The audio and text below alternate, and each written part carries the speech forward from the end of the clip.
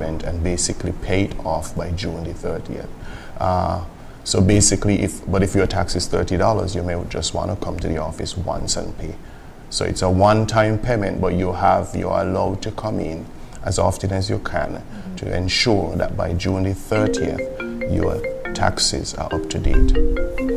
I want to come back to that, but specifically, I want to ask, as we continue, the role of the property valuation unit, because of course, we just spoke a bit about some of the factors that would determine whether or what cost is ascribed to whatever property, whether it be building or just land or whatever. So the role of the property valuation unit within Inland Revenue, tell us a bit about that. Well, the role of the property valuation unit is administering and assessing property market value for the purpose of taxation. Now, there are other roles that we're responsible for, including ensuring that the tax is administered in a fair and equitable manner, ensuring that each property is assigned a valuation class, be it residential, commercial, accommodation, agricultural, and to ensure that basically that we publish all properties, a valuation list is published or made public of all the properties that are valued, and basically the classification of those properties. So we're into transparency. We're into showing you basically what your property is valued, and you can compare that to your neighbor's property to see if you are being assessed fairly and equitably. I wasn't aware of this. Where is this list published? Well, we have sought to publish this list, but it's a mandate of the law. However, due to concerns of the general public, we only have that list available in the office, or you can come to the office and ask John's property, how much is it valued for? Because you know that you and John's property are comparable, you know, in size and condition and all that. So you can get that information from the office, and we decided not to post it because of the public's fear that criminal activity may take place if people learn of the value of their property. And that in itself, I think it can lead itself, it opens up itself to mischief. And with such information, there are some persons who may seek to have that information and use it not in a way that it could be reflecting positively on someone, as opposed to creating mischief in the neighborhood. Have there been cases of such reported? Well, we have no case of that. I think most people ask about value because they're making a comparison to their neighbor's property, you know, and they want to what they want to do is to basically know that they're being treated fairly and equitably when it comes to the administering of the tax. Okay, and so in terms of how many persons now are in this property valuation unit at Inland Revenue? Well, we currently have 5 persons working, including myself, and we basically have a field officer and cartography staff that deals with collecting the information from outside, inspecting, measuring, taking pictures of property, and then we have the data entry staff that basically inputs the data into the system to calculate the value and also the tax payable. Can those persons be easily identified, those doing the survey? Because, of course, we are mindful that there are some persons out there who, again, may use the information for malicious purposes to survey a person's property to see where the weak points are, maybe the intent on breaking or entering or stuff like that. So the staff, can they be easily identified? Does the public have a right to ask them, who are you and what are you doing? Yes, as a matter of fact, each employee of the department has an ID, and we ask the staff to basically show your ID to the taxpayer such that you're easily identified and they know you're from the Inland Revenue Department. And they can't refuse to show that ID? No, they can't. So if someone does refuse, then there likely is something suspicious happening? Correct. Right. In which case, they should probably consult the authorities. In terms of the training, what type of training would an officer have to go through? Because, of course, there's so many factors that you mentioned that goes into the pricing of properties. What type of training would one have to go through? Well, first of all, we are expected to have training in property valuation, the techniques used to value property, as well as we're asking the staff to have training in AutoCAD or architecture, because we use AutoCAD to sketch the footprint of the building and calculate its area. So we're asking that those two skills be available, and so those are things that we look at. I came across a graphic on your department's website, it's SKNIRD.com, and it says, pay your property tax, build a stronger tomorrow. Can you speak to the message being communicated behind this theme? Of course. First of all, based on the legal obligation, we want to remind persons, of course, of the deadline to pay their taxes, and so we're saying pay your taxes on or before June 30th of this year. And as we also want all residents, property owners, citizens who has property in St. Kitts to look at their property not just as a legal obligation, but an investment in our federation. Because every bit of property tax that is paid contributes to our national development. Every dollar that is paid is an investment for now, but secures opportunities for our children and our children's children. Mm-hmm. Give us a sense of how that is done. And so what happens is that once property tax is collected, it adds to the revenue. And that revenue goes and is used for the construction of roads, in the securing of renewable energy infrastructure, and the list goes on. So we have housing initiatives, we have ICT projects, there are environment protection initiatives. All these help to ensure that St. Kitts not only takes care of its needs now, but the revenue comes in and position St. Kitts as a premier destination, one who takes care of the needs of its populace now, as well as look forward to building its capacity and its ability to take care of its citizens in the future. Okay, Mr. Rollins, let me come back to you now, because you spoke quite a bit in terms of the work that the staff members have to do. How is the value of a property determined, and what formula is used to determine the appropriate tax amount? You cited a figure of $1,000, but how would one arrive at that figure? Now, first of all, the technique that we utilize to calculate the market value is important. In 2007, we utilized what we call the replacement cost approach, which is basically giving an estimate of the value using a replacement cost of a property today, less depreciation. So basically what you're doing is using current cost of construction to build that same property today, less depreciation, and adding to that the value of the land. Now, we utilize what we call an algorithm or a formula to derive such value. What goes into that algorithm is, of course, the following: the size of the building, the price per square foot based on material, the condition of the property, the age of the property. All those are factors that go into the calculation of the value. So you multiply all those and you're deriving a value for that specific property. When it comes to the application of the rate, it depends. Each rate is different. So for example, residential, if I had to calculate the tax paid on a residential property, I would first have to deduct a residential exemption granted by cabinet of $80,000 for each residential building.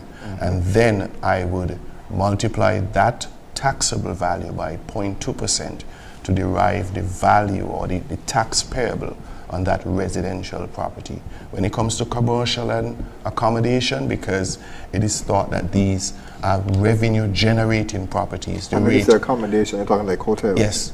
So accommodation and commercial, they are revenue generating properties, so the rate is a little higher and they do not get an exemption The rate is 0.3%. So whatever the total value is, that is the value of the land and the value of the building, you multiply that by 0.3% and you get the tax payable for that owner or company of that property that is deemed to be commercial or accommodation.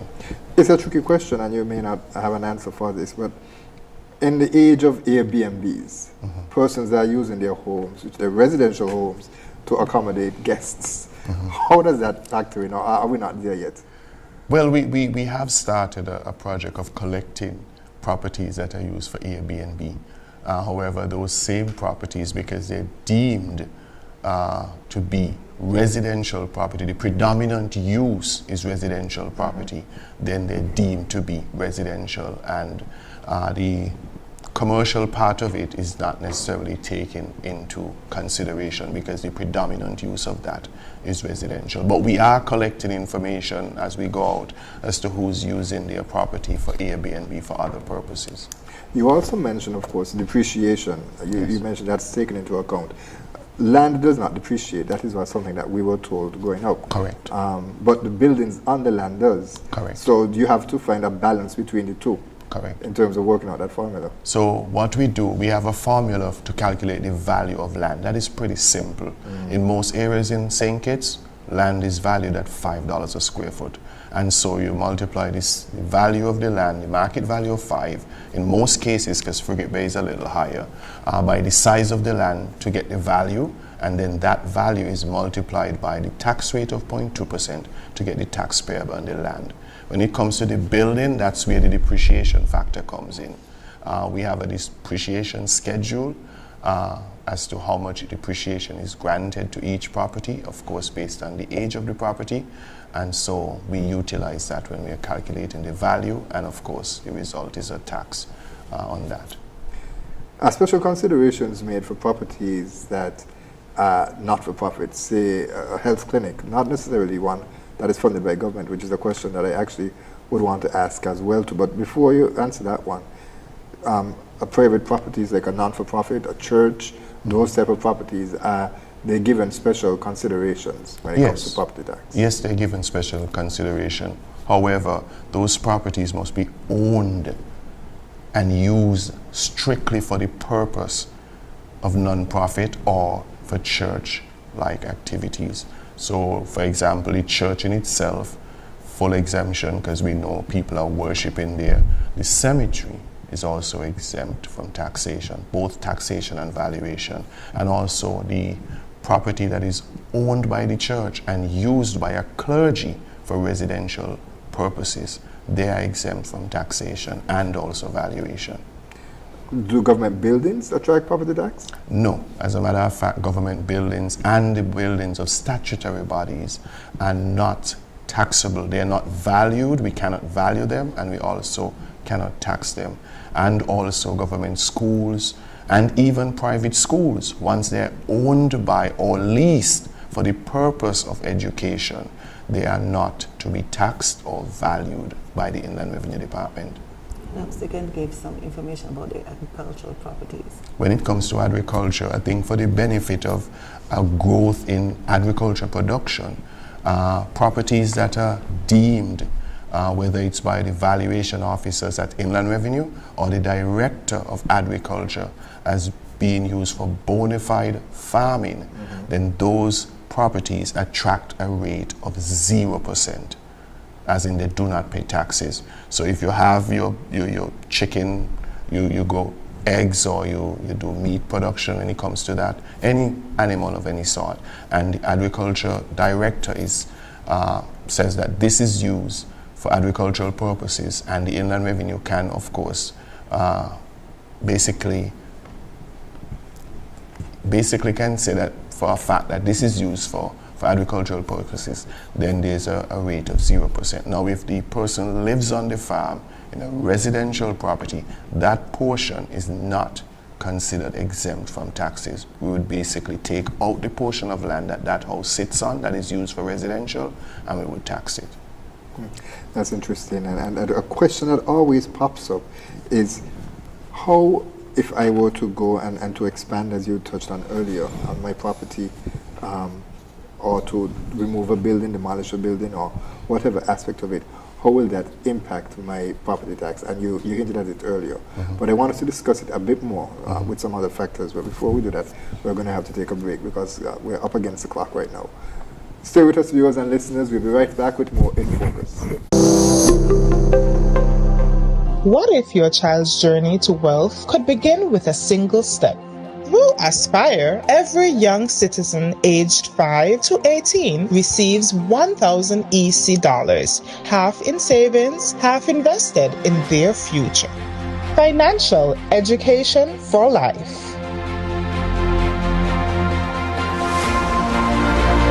Sign up today. Give your child a future of financial freedom. Don't wait for wealth to knock. Create it with Aspire.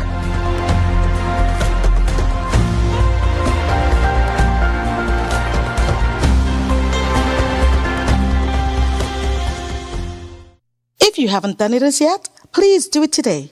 Subscribe to our YouTube page at SKNIS Media for regular updates, live coverage, and even more information on your government. While you're at it, like, share, and interact with our Facebook and Instagram pages at SKNIS Media and SKNIS Info.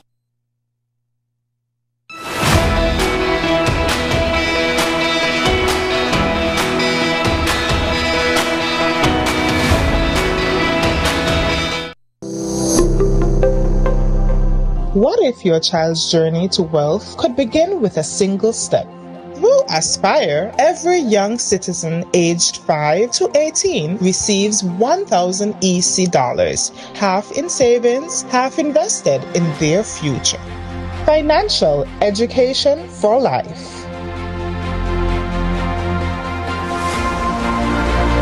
Sign up today.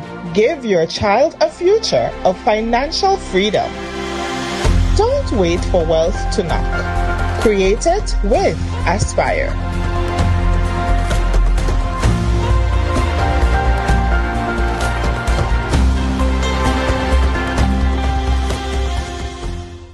If you haven't done it as yet, please do it today. Subscribe to our YouTube page at SKNIS Media for regular updates, live coverage, and even more information on your government. While you're at it, like, share, and interact with our Facebook and Instagram pages at SKNIS Media and SKNIS Info.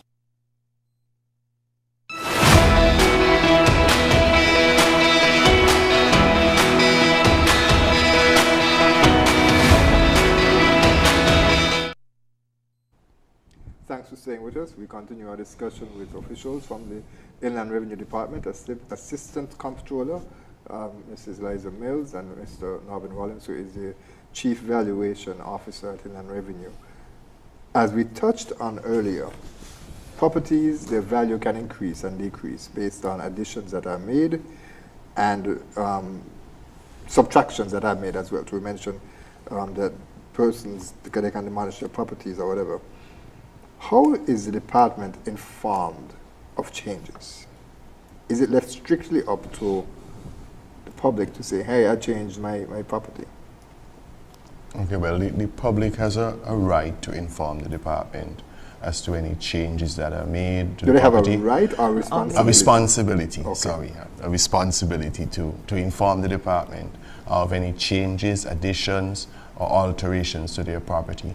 Now, in the past, we have relied heavily on doing field visits to determine if there are new properties in the area or if people would have expanded the property.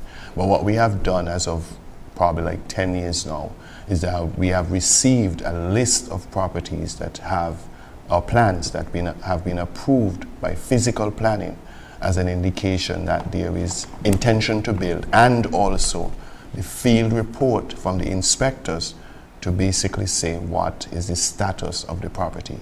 In addition to that, we have received as of recent a list of all the persons who would have applied for duty-free concession through the Ministry of Finance, which we intend to use in our field visits to basically capture some of those properties that were once not captured. those interagencies collaborations are very important, because if I know I'm going to self-report myself and I'm going to be attracting a higher charge, there's some persons who may say, well, I'm not going to do that. Why would I want to be paying in a revenue to any higher revenue as opposed to what is owed to them? And so that's very important, that you don't necessarily rely on individuals to do that. But here's a question though. If I am one who has a piece of land and I'm building on it, the house is the structure, doesn't necessarily have to be a house. It's not complete. How does that affect my property tax? No, if the house is not complete or habitable, then you do not pay tax on the building, provided that that building is used, of course, for residential purposes. So you do not pay property taxes on uninhabitable or unfinished property to the extent that it cannot be lived in comfortably. And that's where the field officers come in to give their assessment of that. Right. Okay, that's very important there. How are individuals informed about the value of the property tax? Well, from the inception of the revaluation exercise in 2007, we sent out what we call certificate of valuation or certificate of value notices. Now, these notices inform you of what the value of the property is, both the land and the building. After that was done in 2007, the department combined both the valuation notice and the tax bill and send one every year. So while you may not get a document that says certificate of value, the demand notice serves as both a tax bill and a certificate of valuation. That valuation, does it factor into transactions by real estate companies? Because if I'm selling my house or my property, then how would I be able to determine what to sell it at? If say my property is valued at $150,000 and I'm hoping out for $200,000, can the client, the prospective client, go and seek an evaluation from Inland Revenue to get a better sense of what a property costs in order to make an informed decision? Well, the department does not provide valuation expertise to clients. The value that is installed on the demand notice is a value that was established in 2007, and it is outdated and archaic. So it's not a value that is used in property transaction, and that is clearly stated on the demand notice. Now, if you require the expertise of a valuer, you're expected to go to a private one to get such. What the department does, once the sale comes to the office or the transfer, we ascertain whether that value is market value. And so that's our job, to ensure that the government collect its rightful stamp duty on sale or transfer transactions. So if I decide to sell a family member a property for below market costs, based on what you're saying that the tax may be higher because it's below what the market says the property is valued. Correct. Because we do know if you're selling it to a family member, you're going to sell it below what is the market value. So the government doesn't want to lose out on that. And so we calculate the market value using today's values, of course, for that property. And if our value is higher than what you sell it for, then you'll be expected to pay 10% of our value to the government. So fair and equitable applies both, not only for clients, but also for the government as well. Correct. Interesting. All right, let me come back to something that you also mentioned as well. You said that it's old and archaic in terms of the valuation, based on 2007 you mentioned. Yes. Are there plans to update that? Well, there has been discussions over the years about changing or improving the values to reflect today's market. Now, that would be, of course, very beneficial to the government and also beneficial to the taxpayer, because they would have a sense of what their property is worth, which is what you spoke about just now. It gives you a benchmark, an idea of what your property is worth right now. Okay, can a person appeal or challenge the valuation that is set by Inland Revenue? Of course. Of course, they can appeal it. You're expected to fill out an objection form. First part of the process, is to complete that form and to submit it to us. We have 45 days to resolve that issue. If the issue cannot be resolved to the satisfaction of the taxpayer, then that taxpayer, of course, can make an appeal to the review board for them to hear the matter related to an objection. And what would you say are some of the misconceptions that taxpayers have about property tax assessment? What I would say is that there are lots of misconceptions out there about why they should be paying the tax. Why are they taxed for something that they own outright? Those are things that you hear more often when you go on the radio or in the media as to why this should be paid when I own it. This is my personal home. This is my sanctuary. Why are you taxing it? That's something we hear ever so often, and our response always is that you are the legal owner of the property. The bank is not the legal owner. The bank's name doesn't appear on the title as the legal proprietor or owner. You receive the services, you want to make an investment into your country, so you're expected to remit the property taxes to the government of St. Kitts and Nevis. So that leads to a very interesting question. I'm not sure if you're able to share it, but how would you describe the compliance levels currently? The persons come willingly forward and pay their taxes as it relates to property tax? In every country, I think that it's inherent in our human nature. There are persons who would voluntarily comply.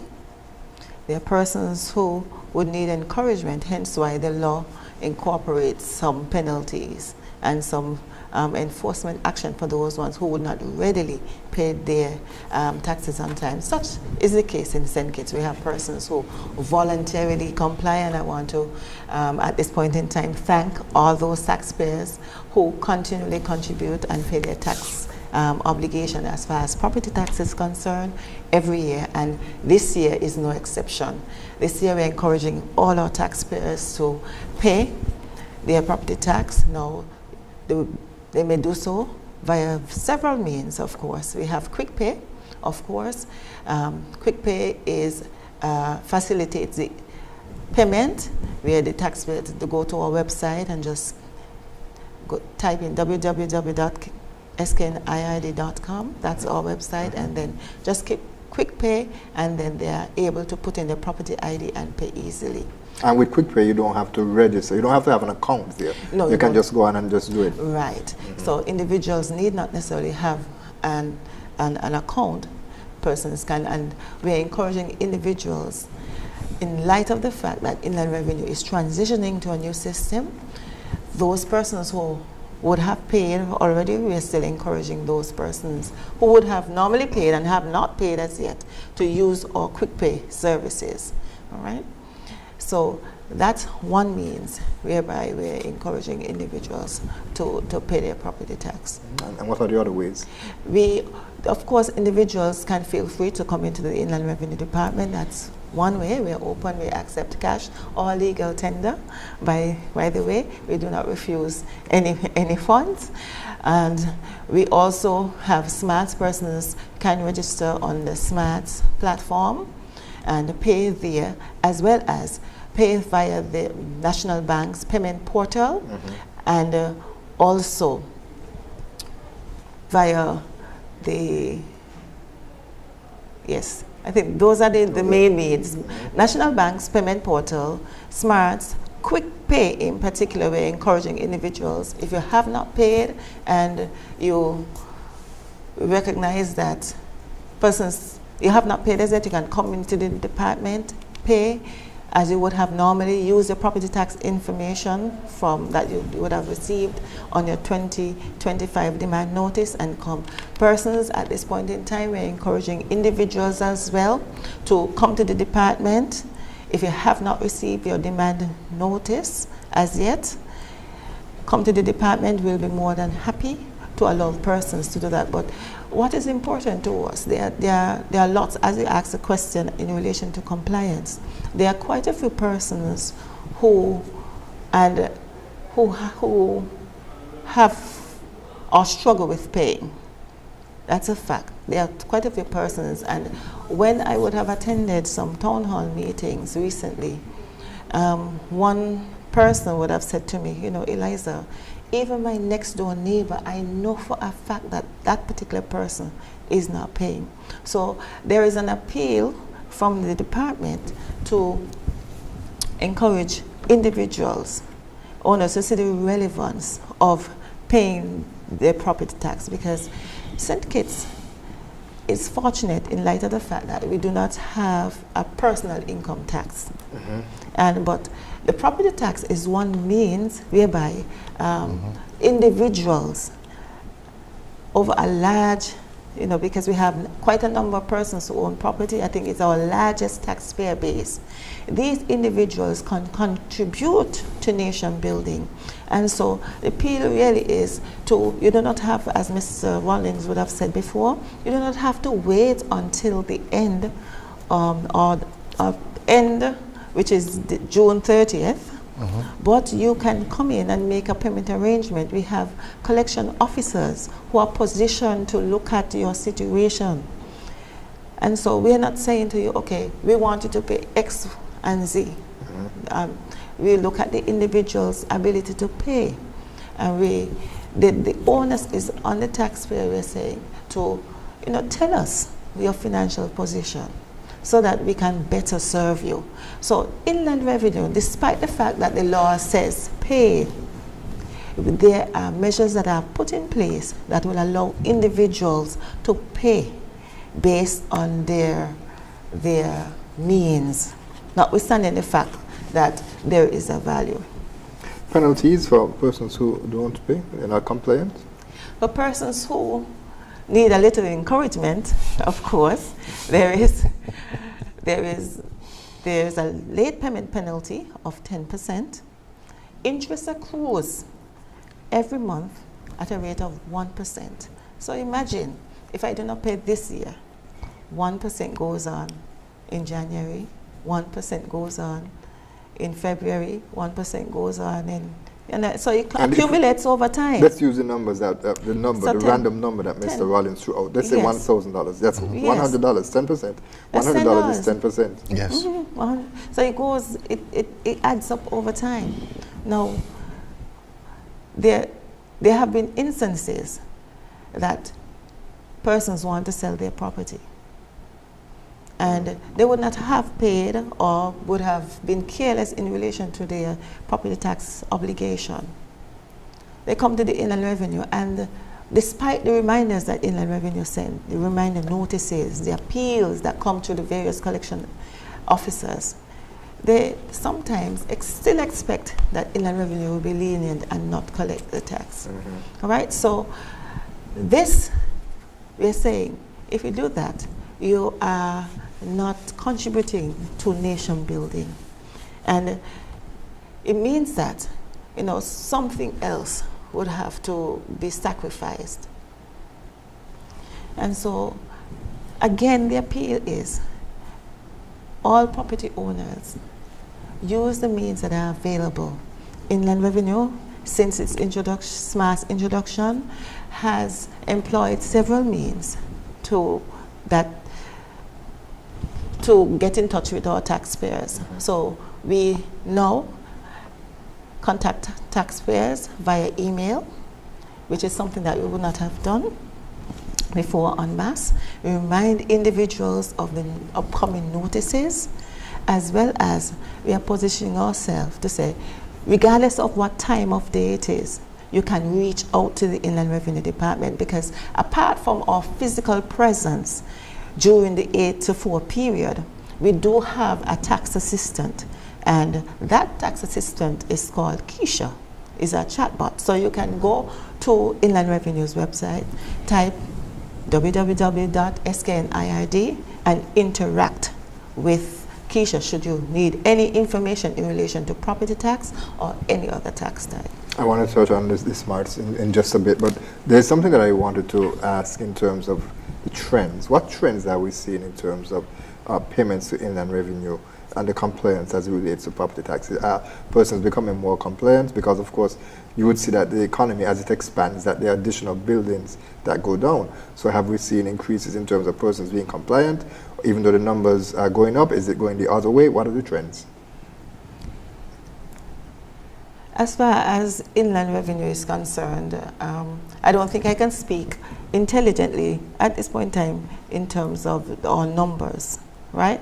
But what we have seen, or what we know to be true, is that there are persons who remain non-compliant. And inland revenue, because of our responsibility to reach out and to try and encourage them to voluntarily comply, we continue to do so, right? The property tax, however, has been one of the greatest revenue generators of income revenue for our country. And this year in particular, the revenue target is 22.87 million. And so we recognize that citizens can, and they're encouraged to, right, pay their property tax because of the fact, not simply because it's a legal obligation, as we have said before, but we are helping to contribute to our nation, all the facilities that we so readily enjoy.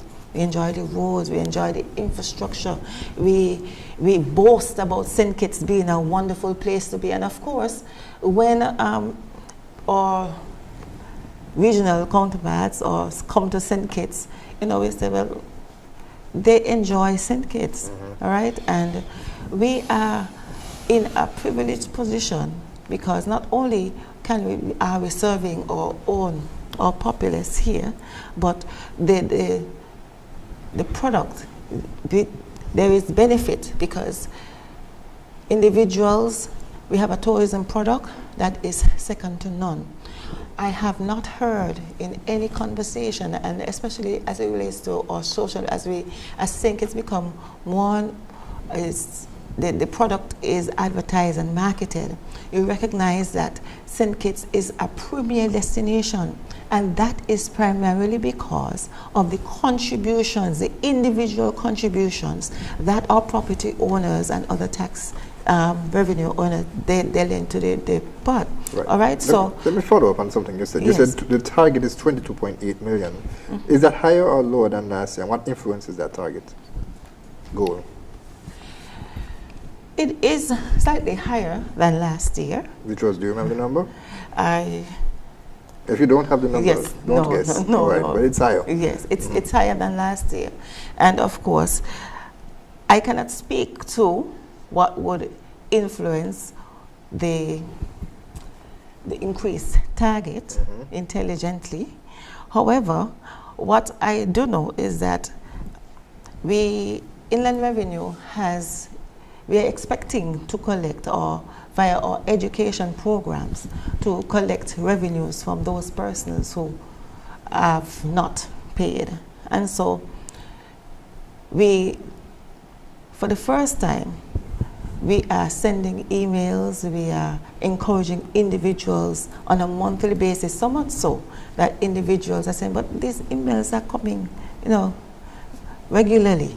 And our collection officers are actively working to ensure that, everybody make their fair and equitable contribution to nation building. And so we are actively working to ensure that revenue is collected from all persons concerned. Those that regularly pay and those that do not. Okay. Mr. Lawrence, just a quick question, something that occurred to me as we were having a discussion. Beach bars, they don't own the land, so the tax is charged on the property alone? Yes, but in relation to, if you're speaking about Frigate Bay, those properties are not registered yet. We are looking into the possibility, the actuality if they should be taxed. That's something we're looking at this point in time. Because someone may argue, why is Frigate Bay excluded? Why not South Friars Bay? No, and the thing is even though you may not own the land, if you have a lease, and in that lease agreement you're expected to remit the taxes, then you'll be taxed as if you're the owner of that parcel. So as we speak, we're in the process of looking at those, and we will make a determination on those. All right. We're going to take our final break. We're up against the clock with just about 10 minutes left. But I want to get this added because we're going to show a video of some of the taxes that you mentioned that can be paid online. So we're going to take that break right now. Stay with us, viewers and listeners. We'll be right back with more In Focus.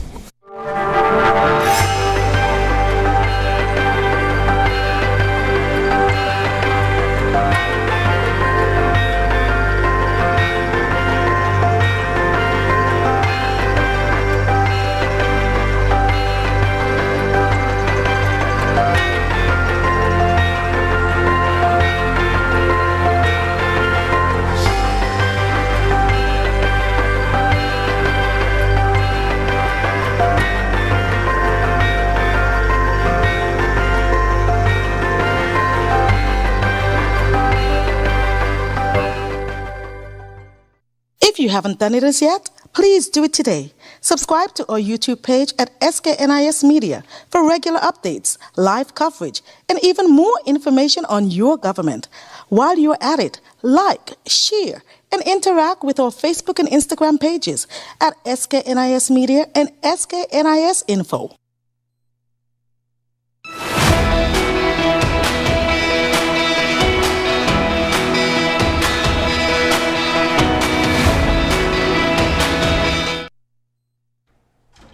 Thanks for staying with us, and we are preparing to wrap up our conversation with officials from the Inland Revenue Department. We spoke a lot about property tax, and now we're going to move about how can you pay your taxes other than having to go in. Most persons are doing business online. Certainly that is something that the government is encouraging, and there is something called the SMARTS system. Ms. Mills, tell us about SMARTS. SMARTS, as the acronym is on the platform on which Inland Revenue administers its taxation. Inland Revenue administers its taxes using this platform.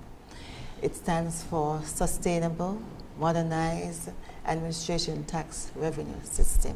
Right? It was first introduced in March of 2024, and we have seen that individuals who have begun to use, who have registered for SMARTS, have begun to realize the benefits of doing so. One of the benefits of doing so is that they can see their entire account. They no longer have several tins, so the taxes are administered using one tin. So previously what used to happen TIN, that would be tax identification number. Right. So SMARTS allow all taxpayers to have one tax identification number. So as a business person, I would have had properties, and those properties previously had a different TIN. What SMARTS allow the individuals to do now, and for us to see, is to have one tax identification number so we can seamlessly manage the taxpayer experience with Inland Revenue. Not only that, Mr. Rollins spoke to being able to do objections. SMART allows for the taxpayers, regardless of what time of day it is, to log on to the platform, and if they so choose to do an objection, it will allow them to do an objection and send it to the Inland Revenue Department via that means. SMARTS, I dare say, is safe as a result of the fact that it has a two-factor authentication process, right? Now, what I would like to encourage the populace to do is not to share their login credentials with anyone, because any system becomes weak if the individual using it is not responsible. Inland Revenue has also placed some safeguards in place to ensure that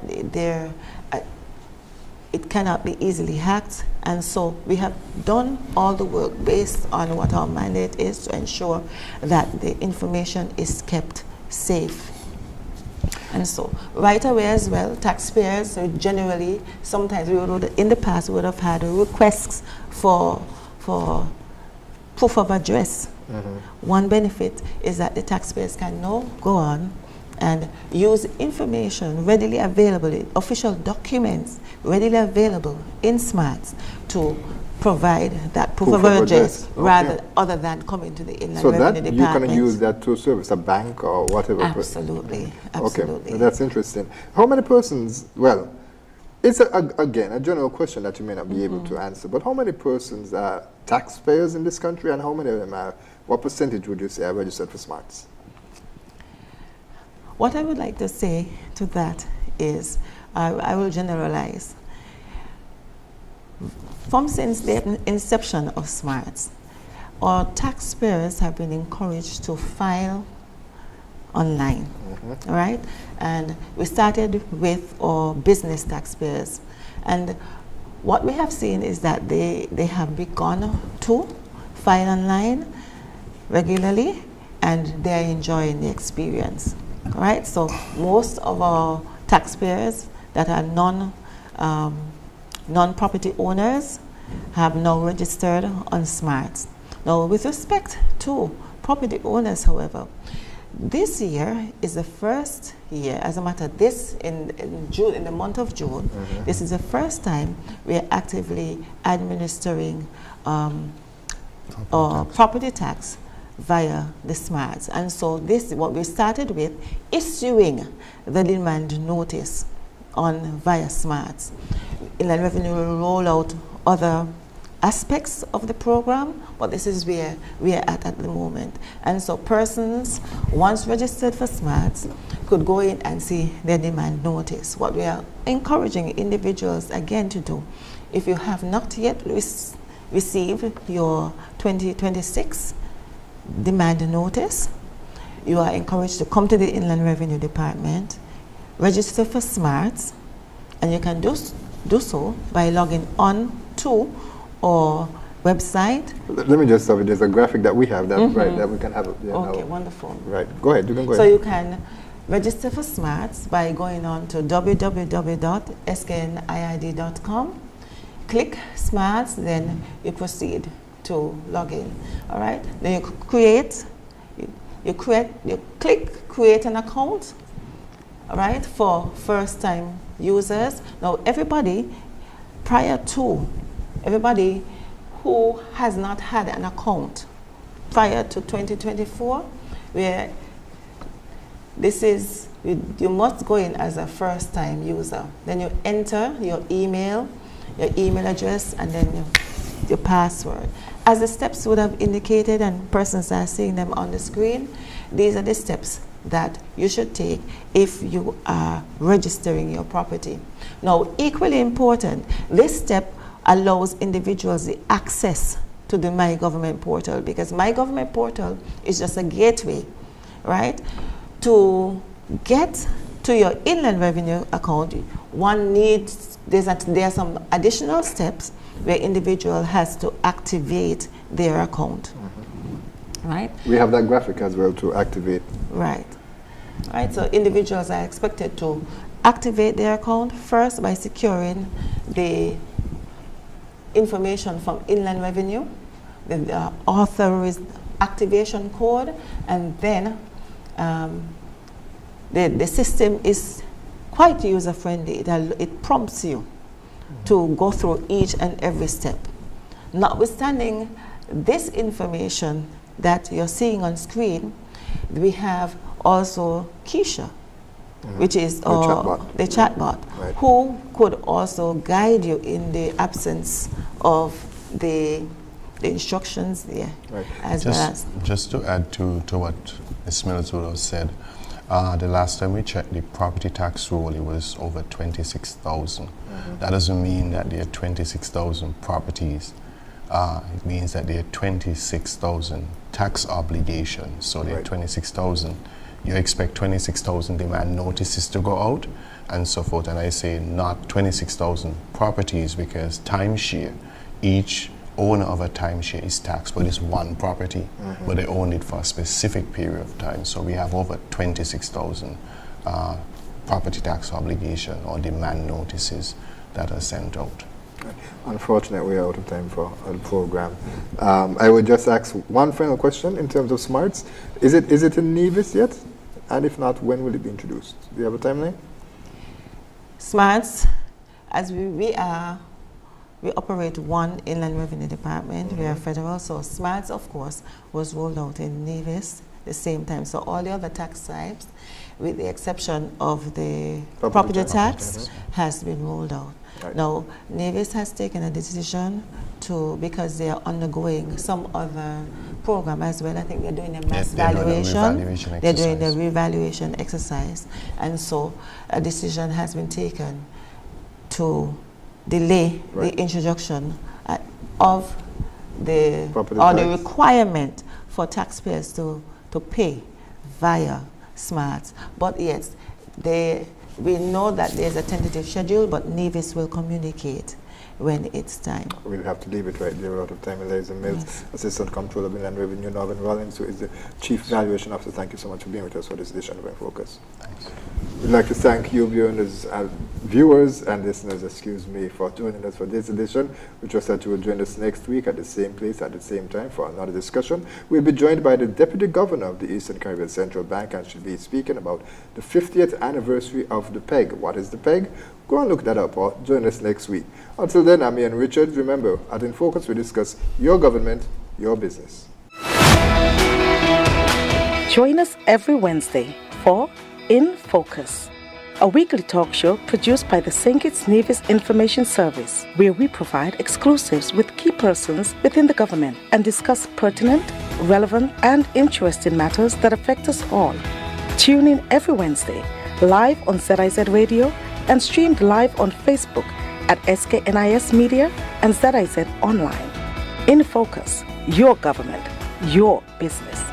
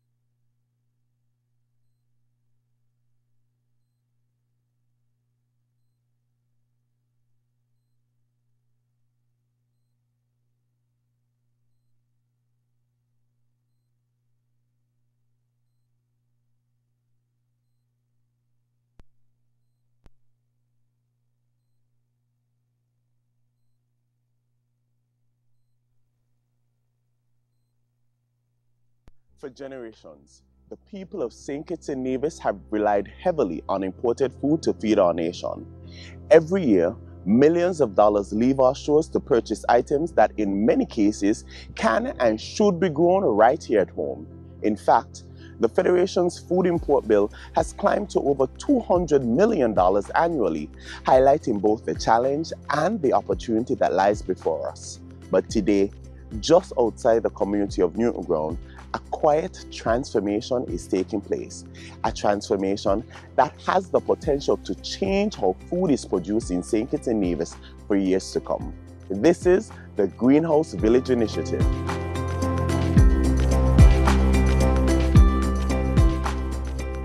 Located at Brotherson Estate on the outskirts of Newton Ground in the parish of St. Paul's, the Greenhouse Village Initiative represents a bold step forward in modernizing agriculture within the Federation.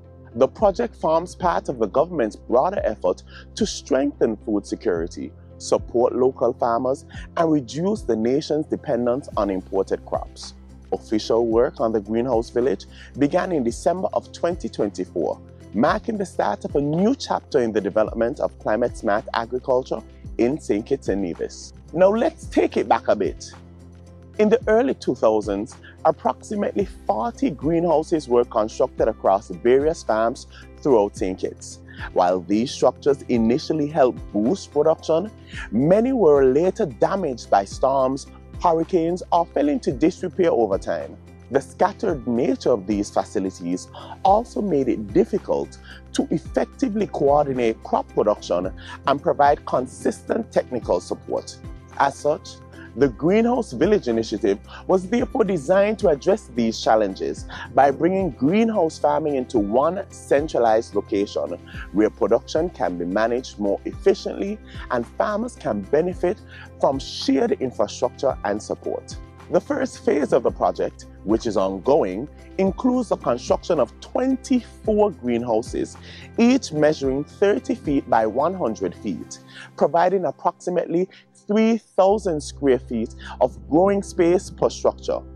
Each greenhouse will typically support the cultivation of a single crop, allowing for better control of growing conditions and improved crop yields. At this point, 22 of the greenhouse structures have already been erected, with the remaining structures nearing completion. This site has already provided jobs.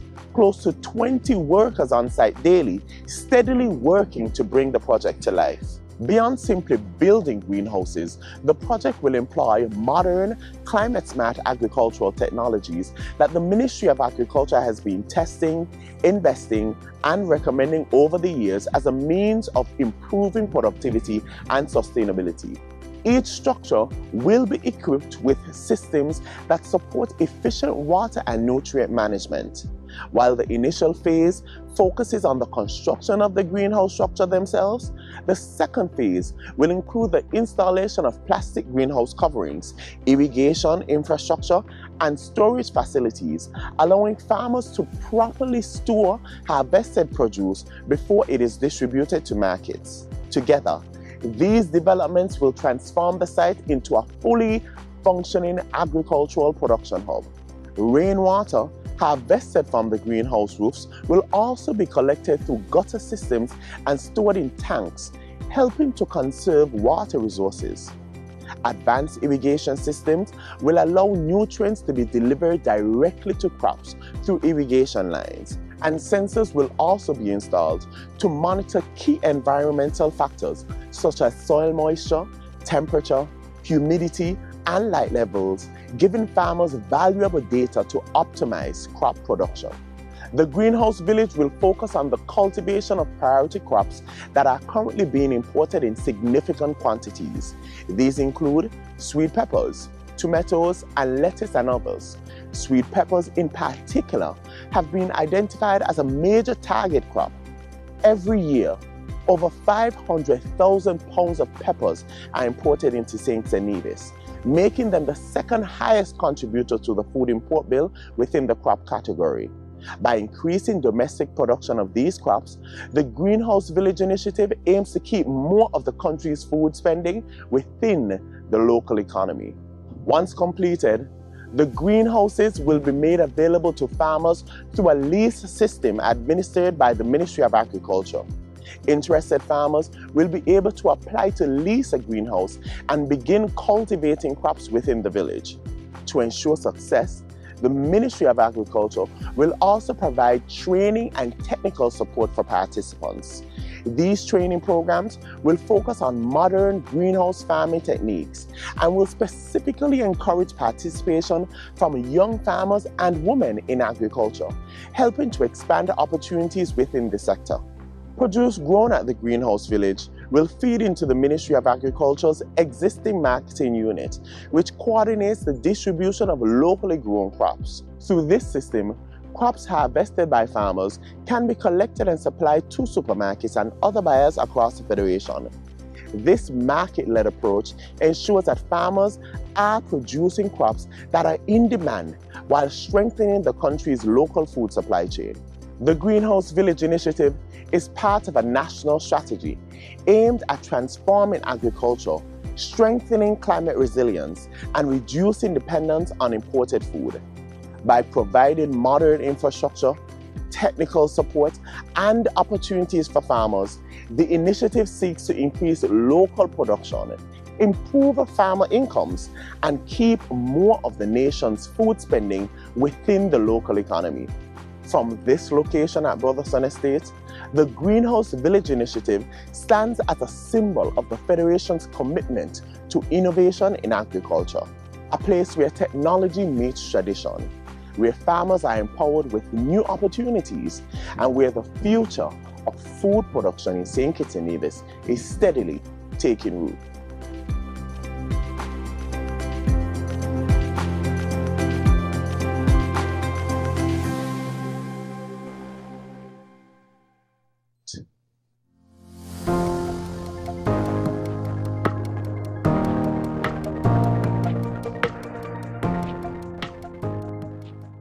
The Bassier High School has for long been a cornerstone of our national story.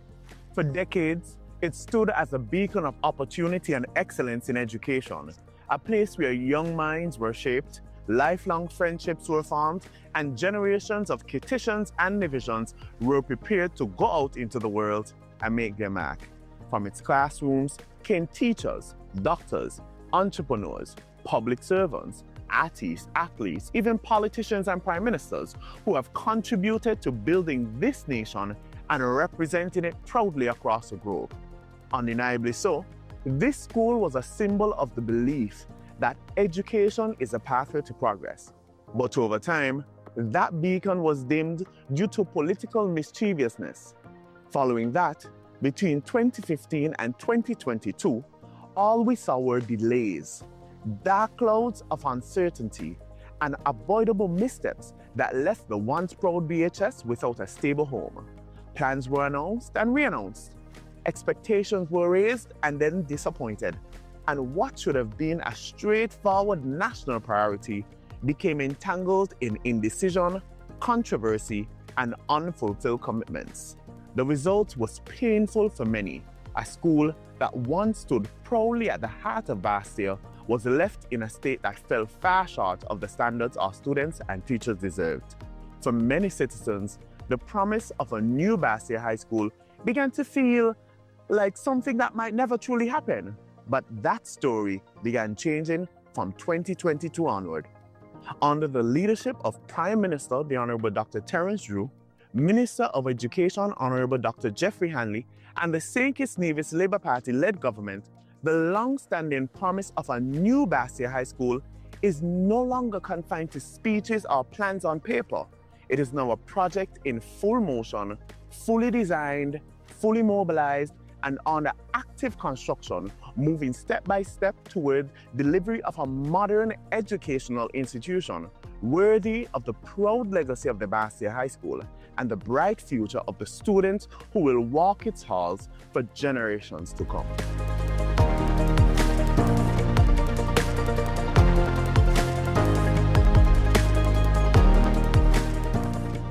From the beginning, the Drew-led administration made it clear that the people of this country, specifically the students, parents and teachers of the Basia High School, past and present, deserved more than announcements. They deserved delivery. They deserved honesty. They deserved progress they could see.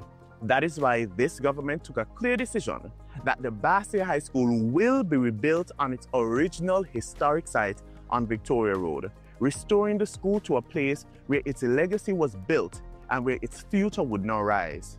In August 2022, high on this government's agenda, following their historic win, the cabinet under the Juled administration publicly confirmed that they had reaffirmed this decision. That the new Basia High School will be built right here at this old Basia High School site. In the 2023 budget address, Prime Minister Drew further stated that the government would push forward with rebuilding Basia High School at its original location. This was a statement of principle, a statement that this government would fix what had been mishandled and move with seriousness to give the nation a modern, world-class educational facility. The truth is that, under the last administration, the Basia High School became one of the clearest examples of promises made without delivery. For years, the former administration proposed building the new Basia High School. Yet, despite the repeated announcement, the school was never built. Even more troubling, official reports showed that public money was paid out on the project during that period. $11 million was paid out in management fees to a regionally based company for the construction of the Basia High School in 2021. A further $2.7 million in 2022 was paid out for contract payments to that same company, close to $14 million of our money paid to this company to begin construction, and absolutely nothing was done. And though this company failed to fulfill their duties, none of this money was ever reimbursed. So when people ask, why has there been so much concern, skepticism, or anxiety around this project? The answer is simple. You are concerned because you, the people, remember. You remember the years of talk, the years of waiting, and you remember the significant amount of sums that were paid out while the new Basia High School still did not materialize. But the difference now is that this administration did not continue that pattern. It reset the project, changed course, returned to the original site, advanced the design, completed demolition, mobilized construction, and moved the school from rhetoric to reality.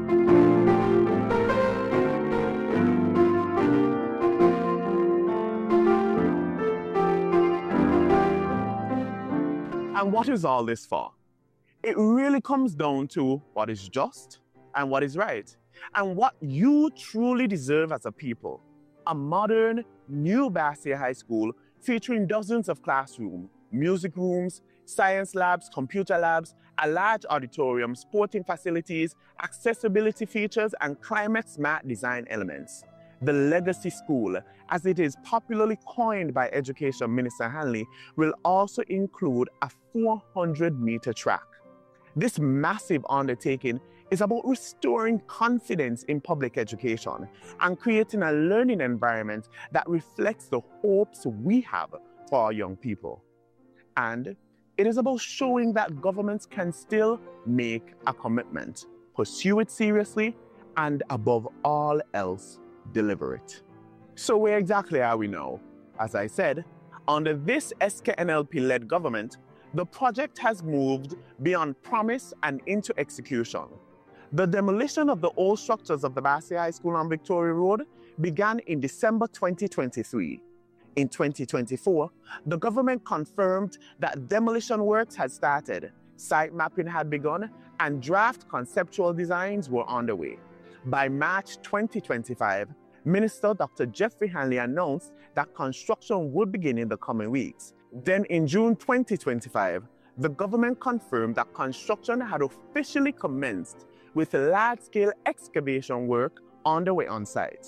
This means that the project is not in an abstract planning phase. It is active, and it is moving through the stages that serious construction projects move through before buildings begin to rise above ground. Let's fast forward to today. Last week,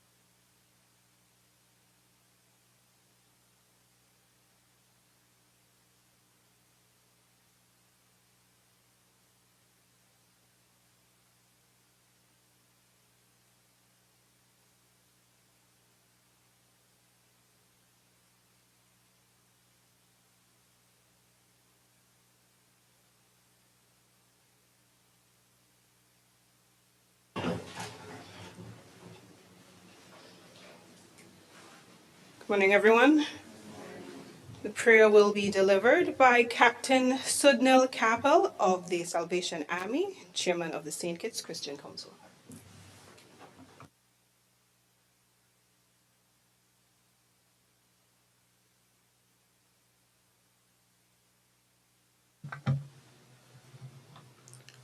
Let's bow your head with me as we pray. Eternal Father, loving God, creator of everything, and author of grace everlasting, we invite your presence upon this gathering today. As we meet for the regular National Assembly meeting, Father, we pray that your holy presence will fill this place. Bless our leaders, we pray. Bless the leader of the House, the Prime Minister, the leader of opposition. Bless all cabinet members and all representatives. May they find during the time together a common good, a greater purpose, and many productive means to bring glory to you. May they be united in heart and mind as they discuss important matters in moving the Federation forward. We trust, Father, that your word is true. When you said everyone must submit himself to the governing authorities, for there is no authority except that which God has established. The authorities that exist have been established by God, according to Romans 13, verse 1. Therefore, let us hold our head high and do your will gladly, as you have said in teaching us how to pray, that your will be done on earth as it is in heaven. Let it be our aim and hope. Your word reminds us to give thanks for everything in every situation. Lord, we thank you for the opportunity to meet and for what you're going to accomplish through them, Lord. Bless the conversation with goodness, worthy of your hearing. Strengthen them for the work you have prepared for them to do. When they see mountain beyond their ability, Lord, help them to remember your word spoken through your prophet Zechariah, not by might nor by power, but my spirit, says the Lord Almighty. You also remind us that mighty mountain will become level ground. You take the foundation and complete what you began, allied with your truth.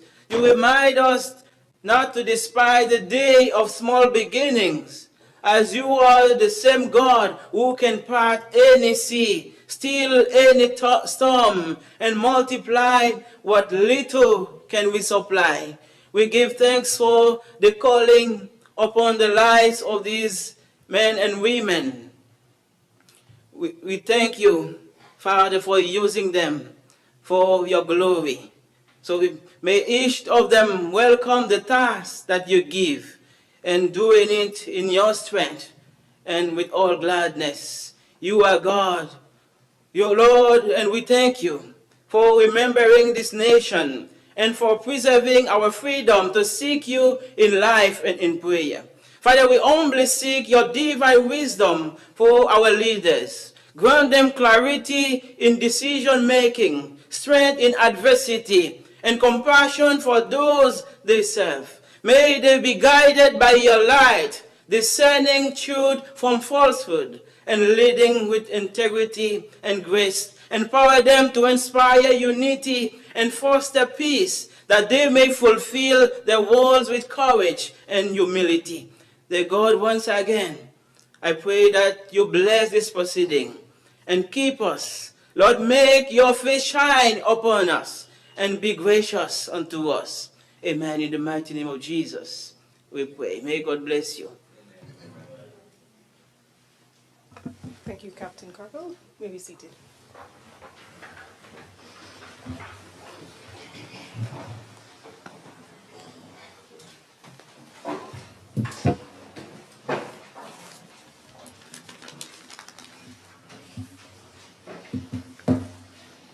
Before we proceed, just a brief housekeeping matter.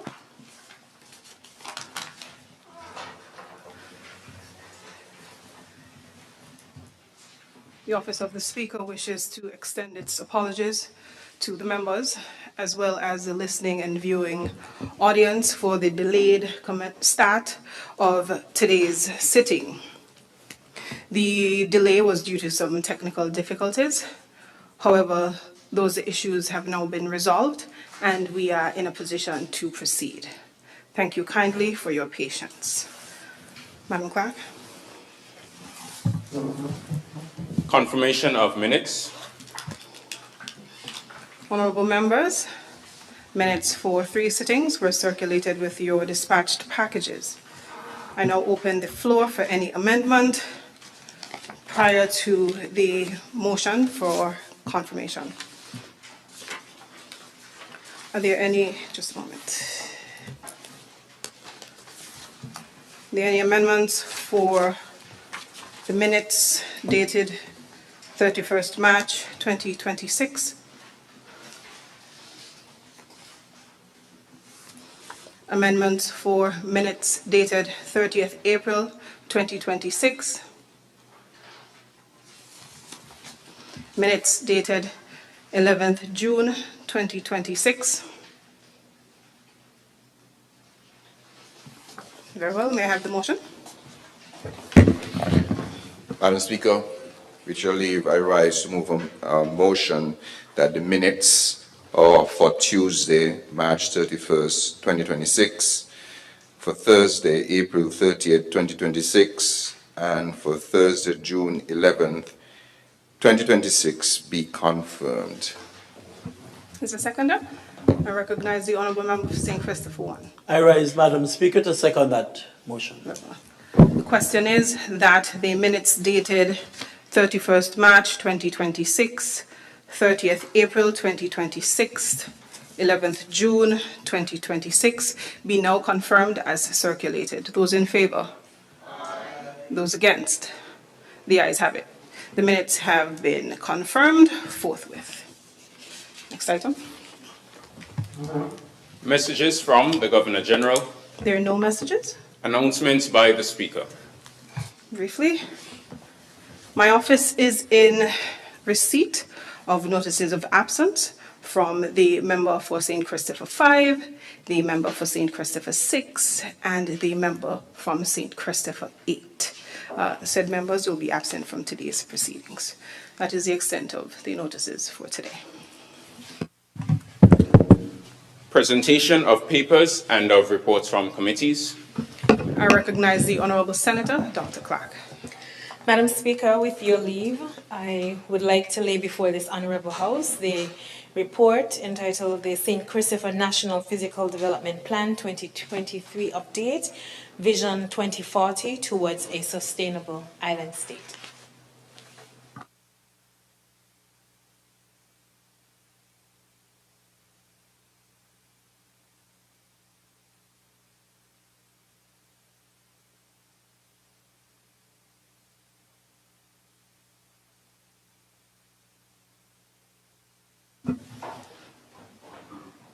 Is there another paper to present? If not, you may proceed. Petitions, government notices, unofficial notices, questions, requests for leave to move the adjournment of the National Assembly on matters of urgent public importance, statements by ministers, personal explanations, motions relating to the business of the National Assembly and moved by a minister, public business bills, second reading.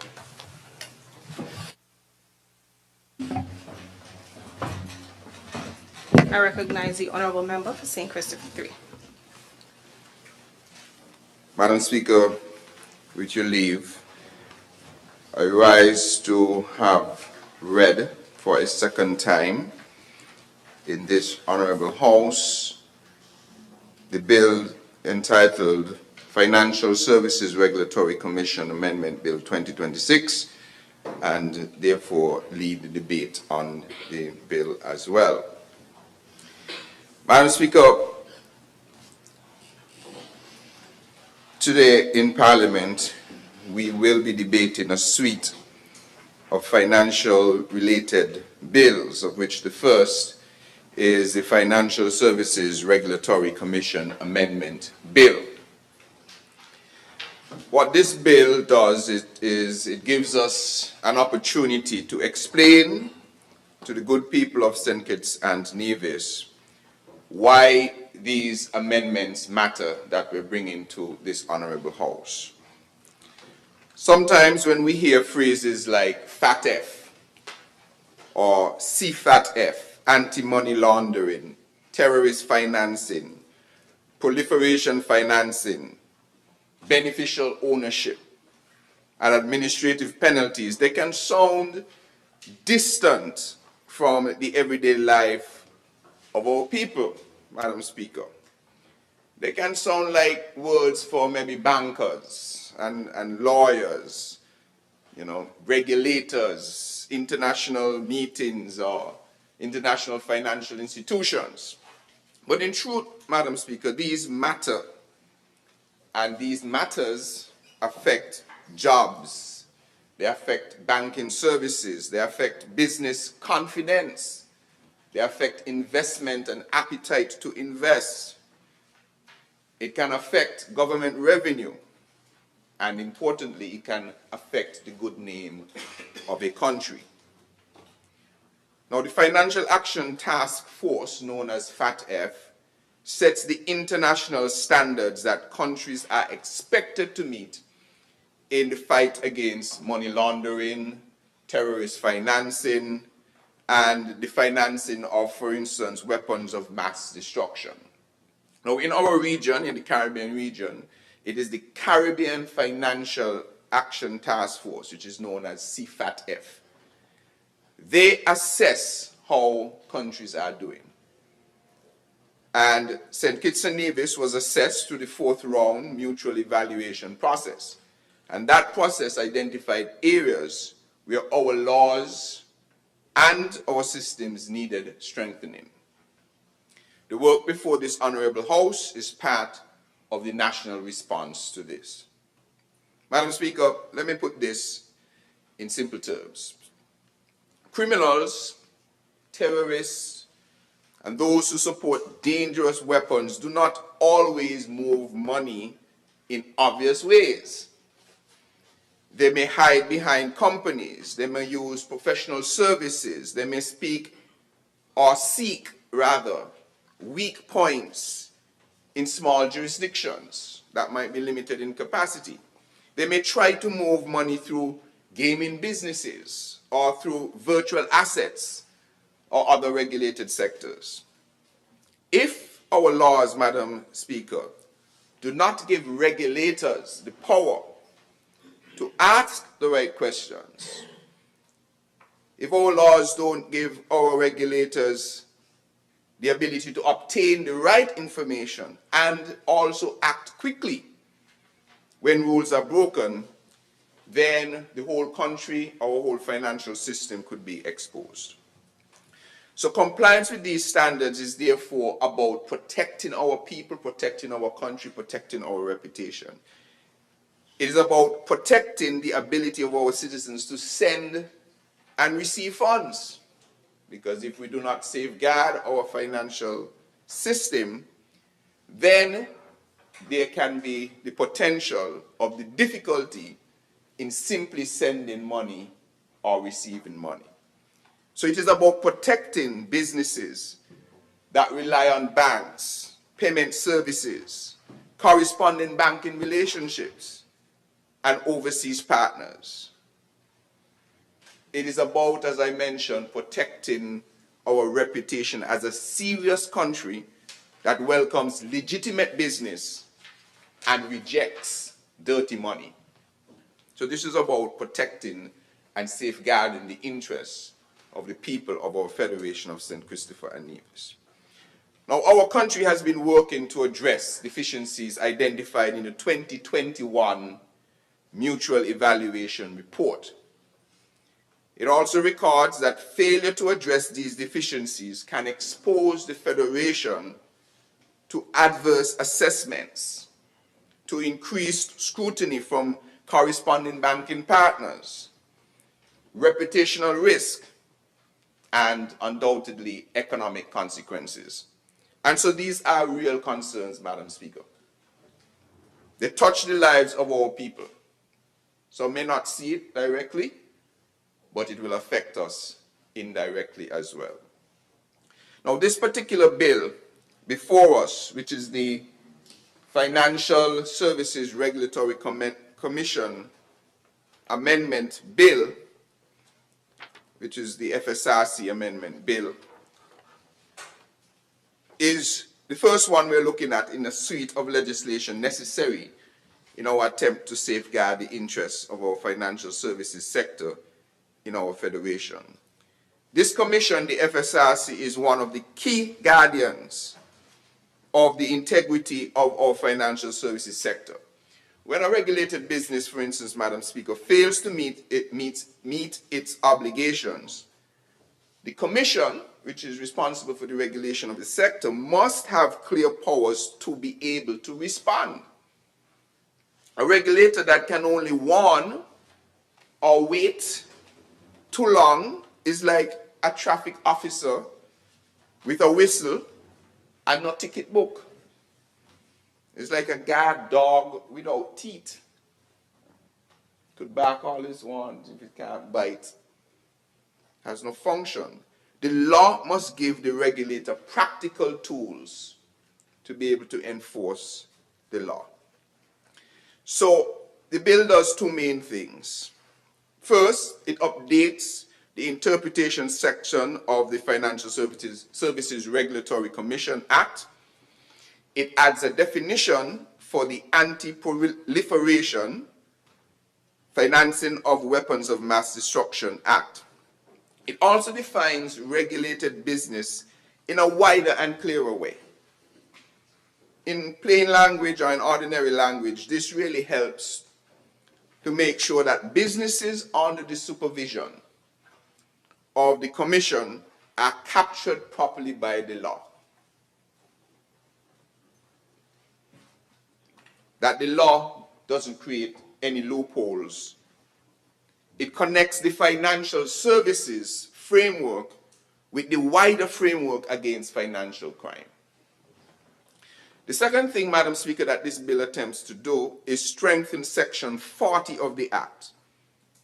It expressly authorizes the Commission to impose an administrative penalty on a financial services business or regulated entity subject to the terms and conditions that may be set out in the regulations. This is very important. An administrative penalty is a regulatory fine, and it allows the Commission to deal with breaches in a firm, proportionate, and practical way, giving a little teeth to the Commission, giving that traffic officer that ticket book, and giving that dog, guard dog, strong teeth. So the bill also removes wording that previously required the Commission to exhaust other measures before certain enforcement steps could be taken. This really gives the Commission more flexibility, Madam Speaker. It allows the regulator to respond to the seriousness of the breach. A minor issue may require, for instance, a guidance or a warning, but a more serious breach may require swifter and firmer action. The law should allow that judgment to be made within a proper regulatory framework. It is understood by everybody, so it is fair and transparent, but it must exist. Madam Speaker, this bill is therefore short, but yet significantly important. It gives teeth to supervision. It supports effective enforcement. It tells regulated entities that compliance is a real obligation. It tells honest businesses that the system is being protected. So if businesses are doing what they are supposed to be doing in a transparent and honest, upfront way, these bits of legislation hardly do anything to them. But when they exist and are able to be enforced, it gives the business sector the confidence that their sector is being protected. It also tells our international partners, Madam Speaker, that St. Kitts and Nevis is serious about meeting and exceeding accepted world standards. Madam Speaker, this is also a matter of fairness. The overwhelming majority of our financial services providers want to do the right thing. That is always clear. They invest in compliance, they file reports, they conduct due diligence, they train their staff, they cooperate with regulators. When a business ignores its obligations, however, it gains an unfair advantage over those who follow the law. Administrative penalties will help to level that playing field. Madam Speaker, I want the public to understand that this bill is aimed at strengthening our national safeguards, protecting us, protecting our businesses, protecting our economy. It is aimed at preventing abuse of our financial system. It is aimed at preserving confidence in our economy. It is aimed at protecting the Federation from the costs that can follow when a country is viewed as weak in the fight against financial crime. So, Madam Speaker, this administration has consulted the key institutions involved in this work, including, of course, the FSRC, the Financial Services Department, the Eastern Caribbean Central Bank, the Financial Intelligence Unit, and the White Collar Crime Unit. So this bill, therefore, before this Honorable House, reflects that of a coordinated national effort. So, Madam Speaker, without going on too long, as we debate this bill and the related bills today, I invite the honorable members to look at the whole picture, the bigger picture, that these amendments are practical steps to protect St. Kitts and Nevis. They help preserve access to the global financial system. We do not want a situation in the future where we have to wonder if we can conduct our business by receiving or sending money because a government did not take the necessary steps to safeguard and protect our financial system. So these are practical steps. They will preserve access or help to preserve access to the global financial system so that we can continue to be in the global sphere. They support lawful commerce. They support those who conduct their business according to the laws of St. Christopher and Nevis. They strengthen supervision. And they send the right message to legitimate investors and a strong message to criminals that you are being watched if you use the financial system to perpetrate any crime. So for those reasons, Madam Speaker, I want to commend this particular bill, the Financial Services Regulatory Commission Amendment Bill 2026, to this Honorable House, and I would want to wish it safe passage. May it please you, Madam Speaker. Thank you to the Honourable Member for St. Christopher 3, mover of the bill. Is there a seconder? I recognize the Honourable Attorney General seconding the bill. May it please you, Madam Speaker. I wish to second the motion. I reserve my right to speak at the end of the debate so that I can clear up any legal issues that may arise. Very well. Is there a presenter? I recognize the Honourable Senator Jones. You need the podium.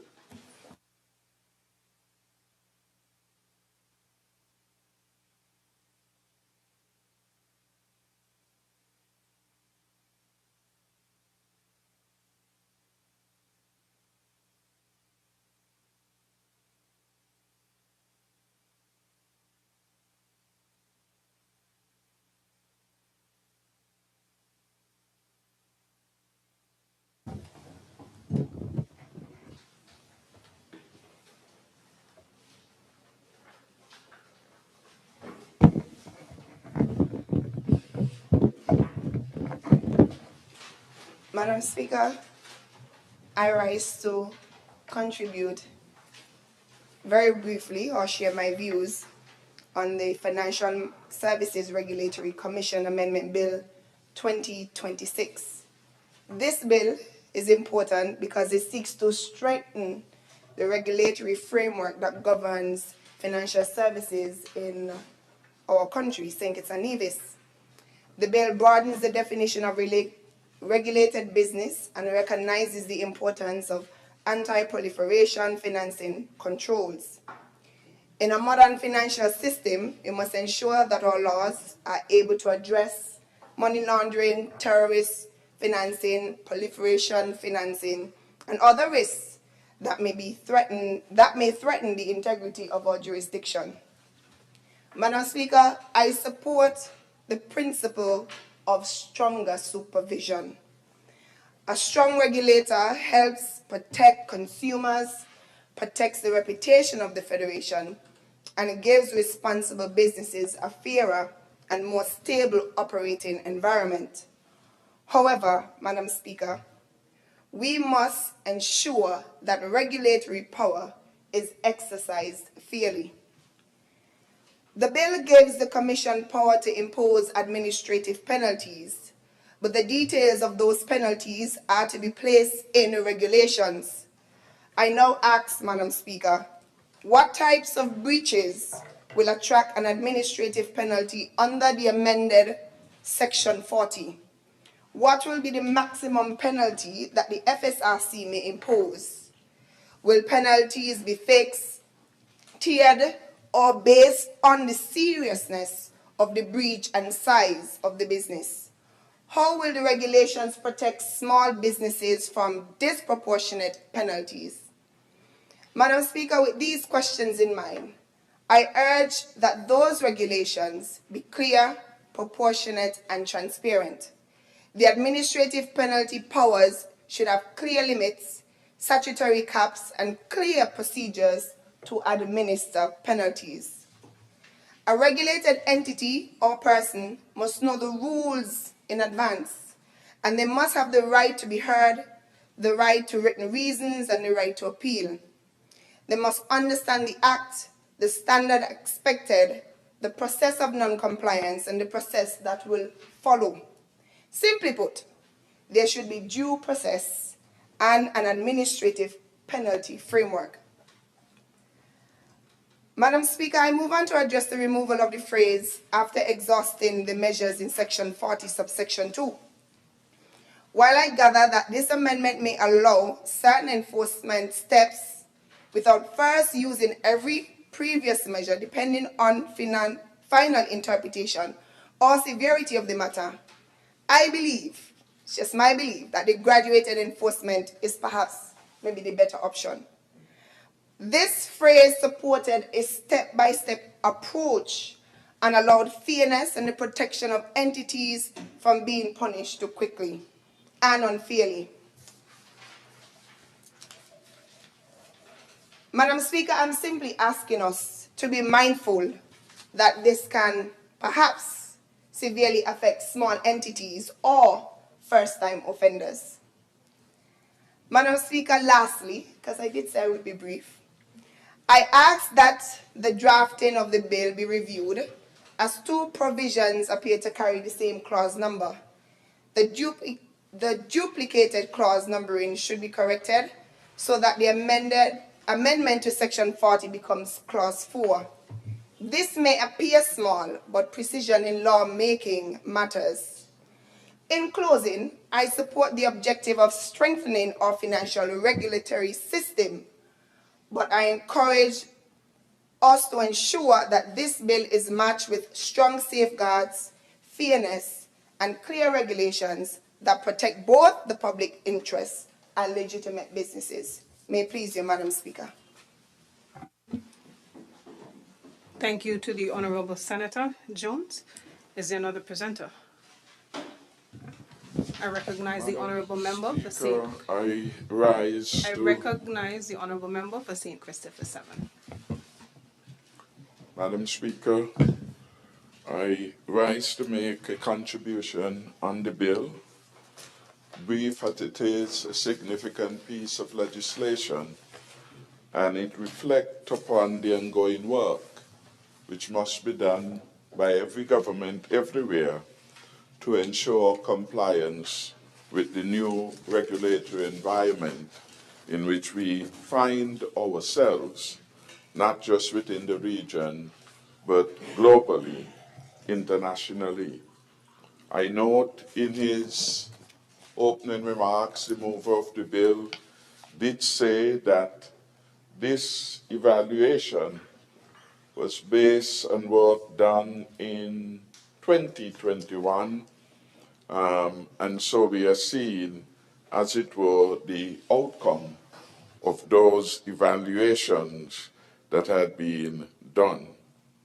Clearly, when we looked at the report, St. Kitts and Nevis has made progress in addressing technical deficiencies that were there based on the submission that was made in 2021. In fact, the on-site visit for St. Kitts and Nevis, in fact, took place on the 15th to the 26th of March, 2021. And that on-site visit analyzed the level of compliance of St. Kitts and Nevis at that particular juncture with some 40 FTAF recommendations and the level of effectiveness of St. Kitts and Nevis anti-money laundering, counter-financing systems, and it provides recommendation on how one would move forward. And this is basically the format. They come, they do their inquiries, and then they make recommendation for further amendment legislatively and otherwise that could enhance and protect the system. In protecting our country, we help to protect the rest of the world. So we are not basically seeking compliance, as it were, by ourselves. We are hoping that every participating country will be doing the necessaries so that the financial system globally could be better for it. Importantly, based on that evaluation conducted 15 to the 26th of March 2021, St. Kitts and Nevis then had found itself compliant on 35 of the 40 recommendations. Compliant or largely compliant, which is a very good going for a small country, limited in resource, to be keeping up to date. As Minister of Finance, I've had to work closely with the officials, both within the Ministry of Finance and in the legal department, and all related entities to ensure that we reach to that stage of compliance where we could, as it were, pass and pass highly as we did way back then. I am concerned, Madam Speaker, and maybe when the mover wraps up, he will give an indication of the nature of some of the consultations that would have been had with some of the entities that are the provider of these services and the input that they would have had. I support the reservation or the view put forward by the senator opposite as it relates to the amendment of Section 40B, subsection 4, and it says, impose an administrative penalty on the financial services business or regulated entity subject to any terms and conditions that may be prescribed in the regulation. In my view, it's too loose, and it doesn't reflect transparency, which those who are operating and us as citizens will need to have in any legislation of this magnitude. So I basically, Madam Speaker, would want to support that there be some reflection upon this, especially given the perceived breadth of what this is intended to do, and whether it could not have been anchored more appropriately in the body of the legislation itself, at least the broad ambit of it, rather being subject to regulations, which, though important, Madam Speaker, we would want and we would prefer some of these things be part and be of the discussion within the bill. Madam Speaker, with that brief intervention, I would want to end there to commend those in the Ministry of Finance, Legal Department, who would have worked hard and diligently in furtherance of the national and regional interests in advancing the cause of St. Kitts and Nevis at a critical period of time, because during the period of the evaluation in 2021, we were still suffering from the effects and the fallout of COVID-19. And yet, both those involved in the legal department, those involved in Ministry of Finance, and the staff at FIU, they came, prepared themselves in a commendable fashion so that we were able to get a positive evaluation on 35 out of 40 recommendations in which we were adjudged compliant or largely compliant. We look forward to continuing progress in this particular area, Madam Speaker. And we are happy that the work we did way back then has now been, as it were, vindicated in terms of the eventual evaluation and the next steps in which we are now embarked. Thank you, Madam Speaker. Thank you to the Honourable Member for St. Christopher 7. Is there another presenter? I recognize the Honourable Attorney General, seconder of the bill, to present it.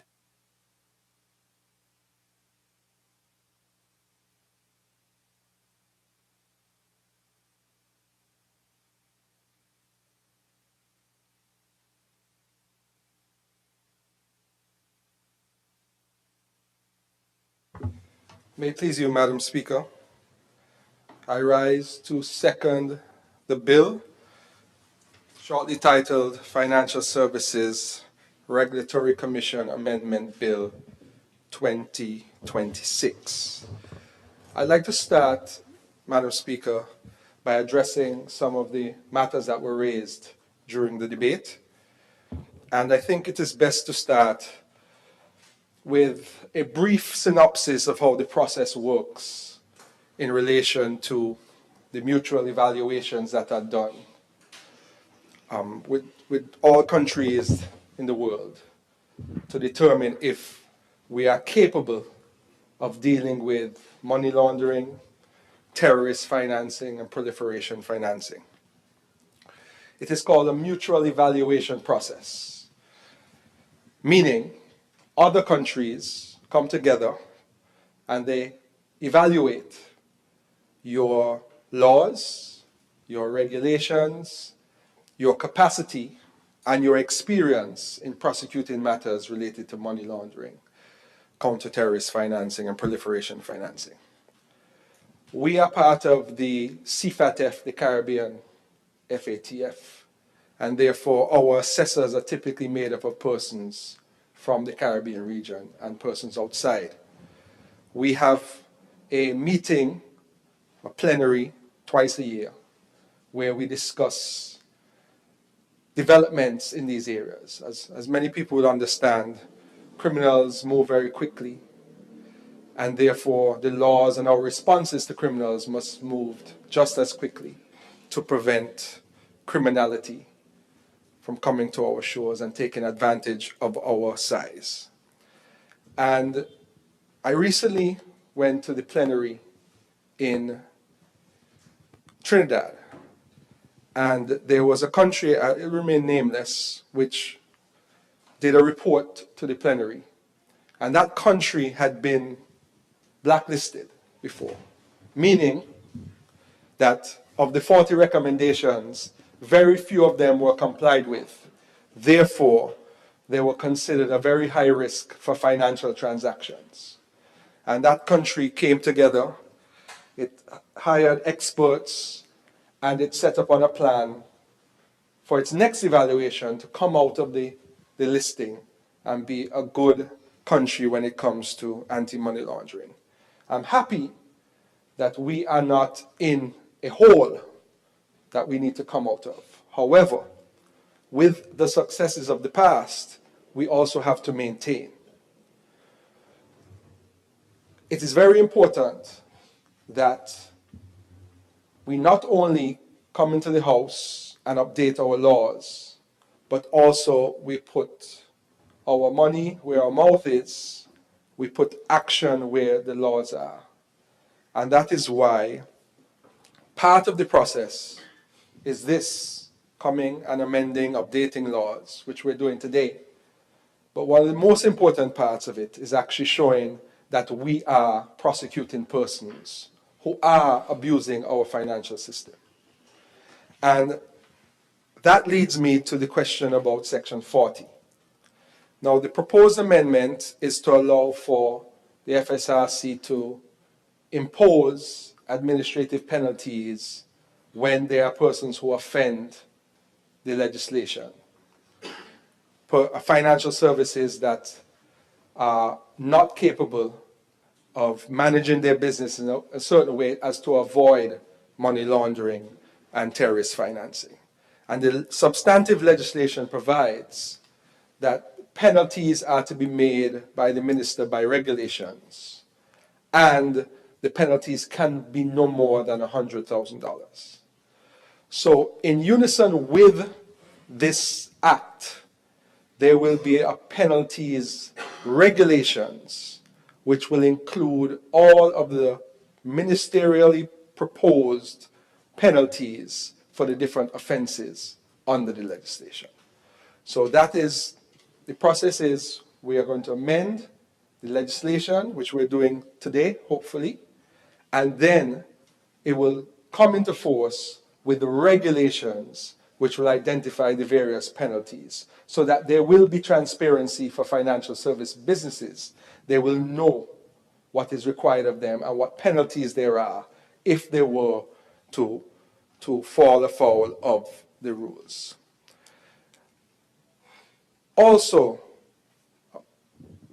Madam Speaker, in terms of the issue raised with respect, or the suggestion that the penalties be in the substantive act, that is typically not the process, because most legislation give the minister the power to implement regulations which are gazetted, available for the public, so that there's clarity in terms of the fines. And the reason that is so that the minister or the ministry can be flexible when it comes to inflation, and also if there are matters that the minister is seeing are occurring more often and need to have a higher penalty, it is a much smoother process to have that consultation internally and then issue regulations rather than coming to the House simply to change a figure. So that is a typical process. And with that said, I want to address another point that was raised in terms of consultation. Now, the FATF and CFATF process is managed by the National Anti-Money Laundering Committee. That committee is made up of representatives from the Attorney General's Chambers, from the Financial Intelligence Unit, from the White Collar Crime Unit, from the Ministry of Finance, from the Financial Services Regulatory Commission, from the Customs Department, and all the other stakeholders that deal with matters of money laundering, counter-terrorist financing, and counter-proliferation financing. And none of these bills come to this honorable House unless and until they are first discussed and agreed at the NAMLAC level. And that is the body created by law. There's a specific piece of legislation that has created that committee. And that is one of the recommendations of the FATF, that there be a specific body assigned to dealing with matters surrounding AML, CFT, and CPF. And therefore, there is no issue as to consultation. When we come with these bills, they have gone through the full consultation with all the relevant stakeholders. So I just wanted to clarify that for the general public. Now, Madam Speaker, the bill, as the House would realize, is just 2 clauses long. It is not long, it is not complex, but it is important. And the FSRC Act is one of the central statutes through which the state supervises regulated financial services activities. So, for example, the FSRC is responsible for regulating the credit unions. Banks are regulated by the Eastern Caribbean Central Bank, but the credit unions are financial services bodies that are regulated by the FSRC. They also regulate gaming, pursuant to the Gaming Act, so lotto and other lotteries and so forth. And they also regulate financial services like the one that is most popular, the JAD, for which the BBW was done through. They regulate those services. So the statute and the FSRC are very important when it comes to maintaining the integrity of the financial system. And the credibility of the FSRC Act depends on the clarity of scope and the effectiveness of enforcement. And this bill, although short, it strengthens both. Clause 3, Madam Speaker, amends Section 2 by inserting 2 important definitions. The first links the Act expressly to the Anti-Proliferation Financing of Weapons of Mass Destruction Act, Chapter 4.43, and this creates legislative consistency across the broader financial crime net framework. The second introduces the term regulated business. The definition is broad enough to include regulated services, financial services, and related products. And it gives the Commission a clearer legal foundation when supervising the range of activity that can create financial crime risk. And Clause 4, which should be listed as Clause 4, and we'll correct that during committee stage, it amends Section 40 of the Substantive Act by adding an express power to impose an administrative penalty on a financial services business or regulated entity subject to the terms and conditions prescribed in the regulations. And this is the core legal reform in the bill we are debating today. Madam Speaker, generally, a modern regulator needs to have a gradual, it needs the ability to respond proportionately to breaches. Some breaches, Madam Speaker, and I think the Act is very fair in this regard, require guidance. Some require corrective directions, a letter. Others require a financial penalty.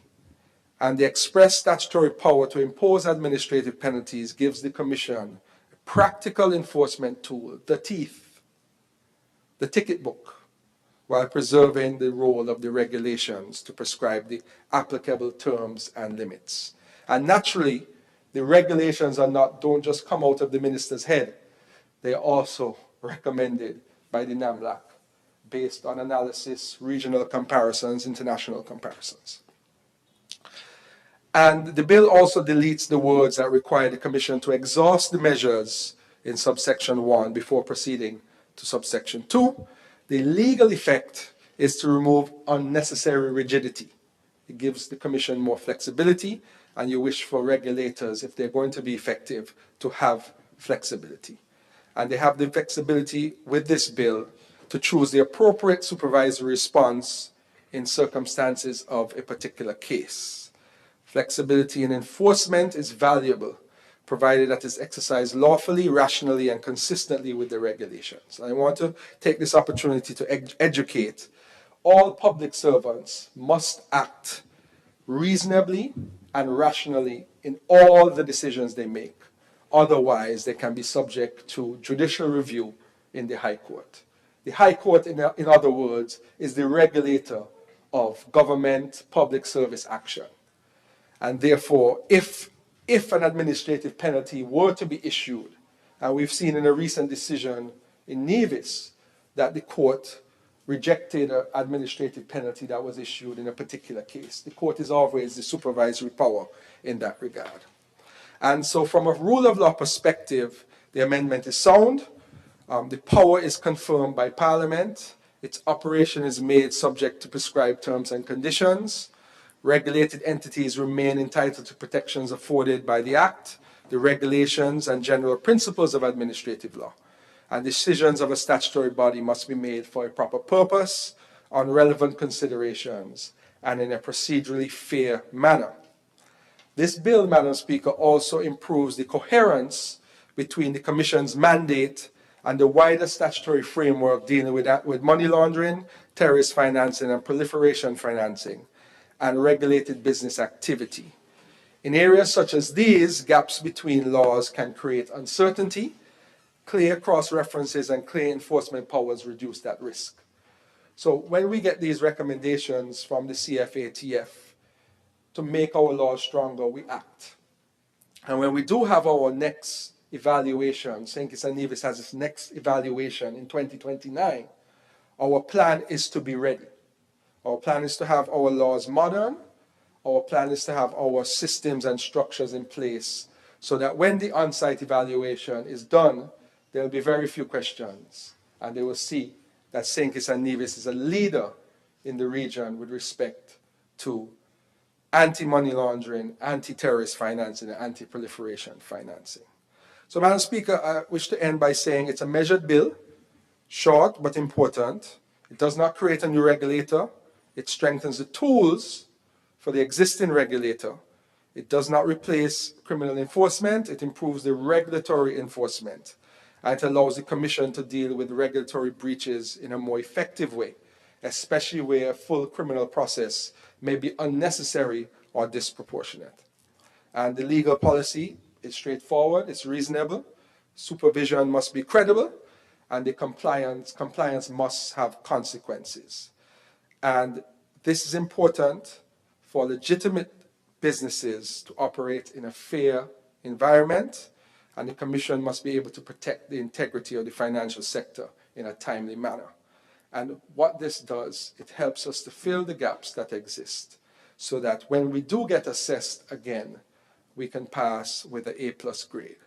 Therefore, Madam Speaker, I support the amended bill and I commend it to this Honourable House. May it please you. Thank you to the Honourable Attorney General. Seconder of the bill. I now allow for and recognize the Honourable Member for St. Christopher III, mover of the bill, to do his wrap-up. Thank you, Madam Speaker. With your indulgence, I'd like to bring this particular debate to an end with a wrap-up and just address one or two of the comments or concerns raised by members opposite with respect to the bill before us. Perhaps I would start with the mention of the fees. Just get the bill in front of me. Section 40, the proposed amendment imposed an administrative penalty on the financial services business or regulated entity subject to any terms and conditions that may be prescribed in regulations. So I note that the member opposite had a concern as to whether it will be fair to small businesses or XYZ, but these are regulations which have to be published, so everybody will know them beforehand.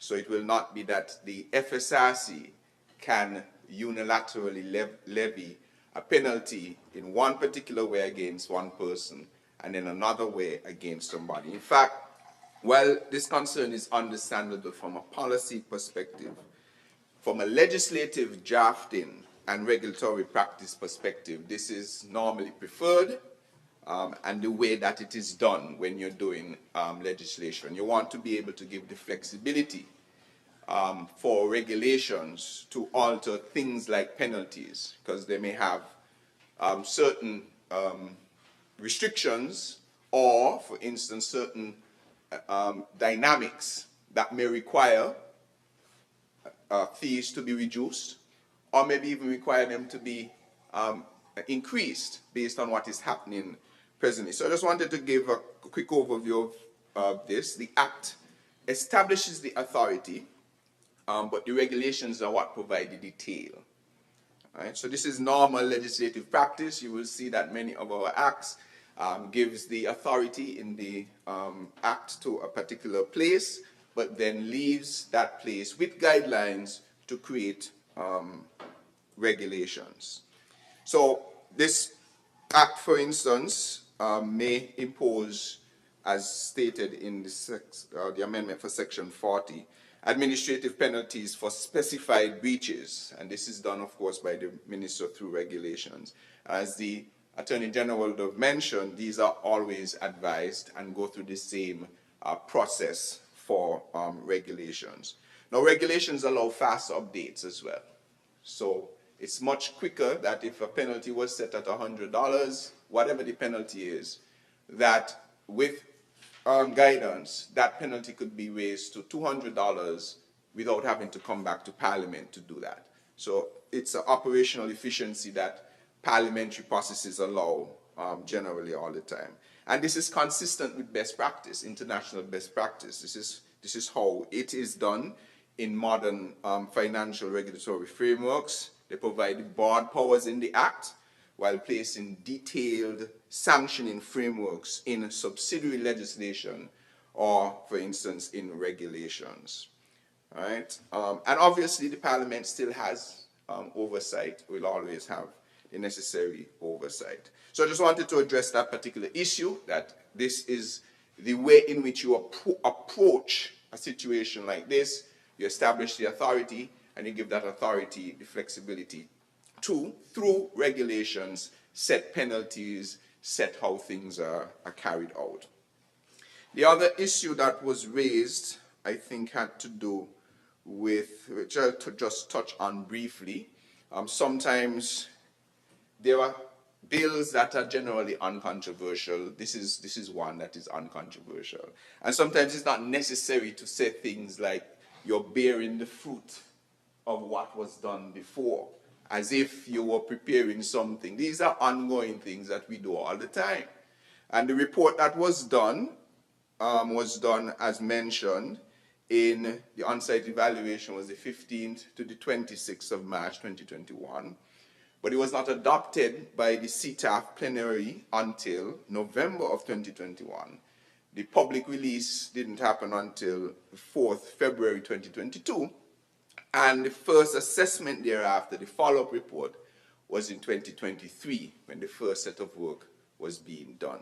So this is ongoing, and it is not necessary to say, well, we did all of this thing and now you're bearing fruit. This is part of governance that every administration would have to face, and these things should be uncontroversial. We should all do them to ensure that we protect the standing of the country that we love and we serve so much. So I just wanted to say that it's not necessary to try and take any credit for this, as this is an ongoing thing, ongoing actions that all of us have to take as we lead our country. So, Madam Speaker, with those few responses, I want to thank the honorable members of this House who have contributed to this debate.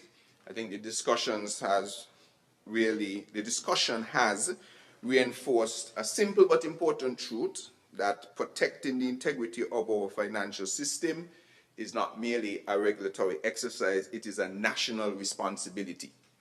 Right? The amendments before this Honorable House, Madam Speaker, strengthen the ability of the Financial Services Regulatory Commission to act effectively, to act proportionately, and also to act in a timely manner when breaches occur, while supporting the wider national effort to combat the money laundering. Oh, sorry, I forgot to mention the other report was 2025. So the first report was 2023, second follow-up report was 2025, and now 2026, we're carrying it into legislation. I forgot to mention that part. So the act that we are, the bill that we are discussing here strengthens the ability of the FSRC to act effectively, proportionately, in a timely manner whenever there are breaches, and while at the same time supporting wider national effort to combat money laundering, terrorist financing, and proliferation financing. Madam Speaker, we would agree in this House that these measures are essential to safeguarding our reputation, to preserving access, which is a critical thing, to financial services, and importantly, maintaining our correspondent banking relationships and ensuring that our beautiful federation remains a trusted and respected jurisdiction for legitimate business and investment. It's not about creating any burdens for honest businesses or small businesses or medium businesses.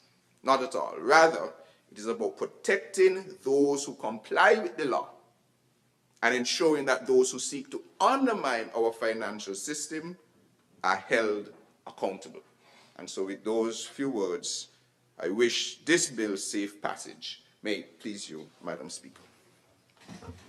Thank you to the Honourable Member for St. Christopher 3, mover of the bill, who just did his wrap-up. Therefore, the question is that the bill shortly entitled Financial Services Regulatory Commission Amendment Bill 2026 be read a second time. Those in favour? Aye. Those against? The ayes have it.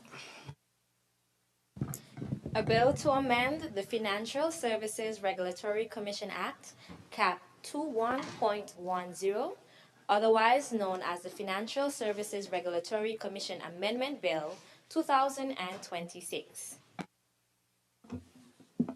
The bill shortly entitled Financial Services Regulatory Commission Amendment Bill 2026 has been read a second time. House moves to committee stage.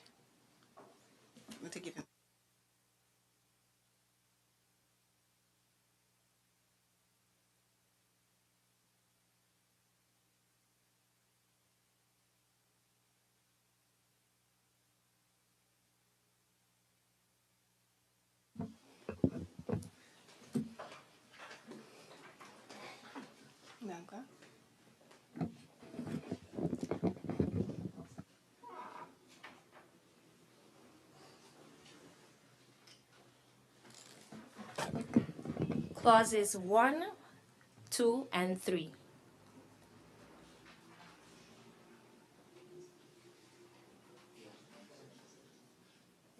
So 1 and 2.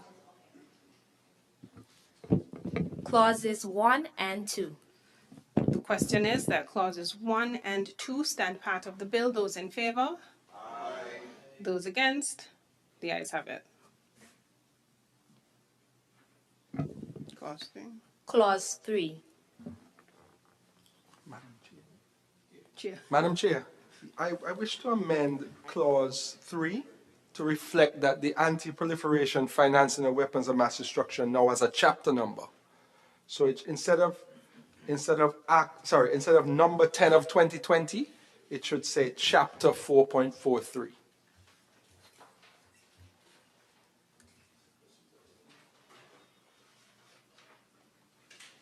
So it was passed in 2020, but we have done a revision of the laws since then. So it now has a chapter number, which is 4.43.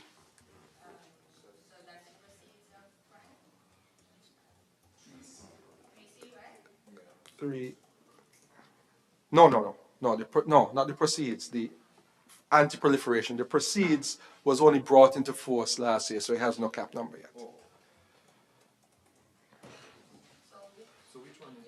The anti-proliferation in the new definition. It should now read, the Act is amended in Section 2 by inserting in the correct alphabetical order the following new definitions.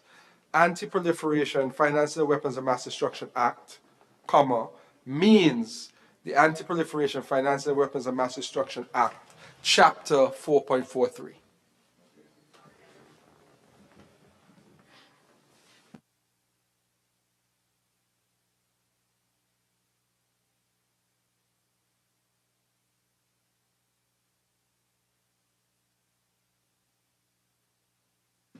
Clause 4. Oh, sorry. Didn't put the question, that's okay. The question is that clause 3, as amended, stand part of the bill. Those in favor? Aye. Those against? The ayes have it. Clause 4. Yes, Madam Chair, Clause 4 should be renumbered. It is Clause 4, but it's numbered on the draft circulated as 3. I was pointed out by the member opposite, so it should be 4. The question is that clause 4, as properly numbered and amended, stand part of the bill. Those in favor? Aye. Those against? The ayes have it. The enacting clause. The question is that the enacting clause stands part of the bill. Those in favor? Aye. Those against? The ayes have it. The title. The question is that the title stands part of the bill. Those in favor? Aye. Those against? The ayes have it. House resumes.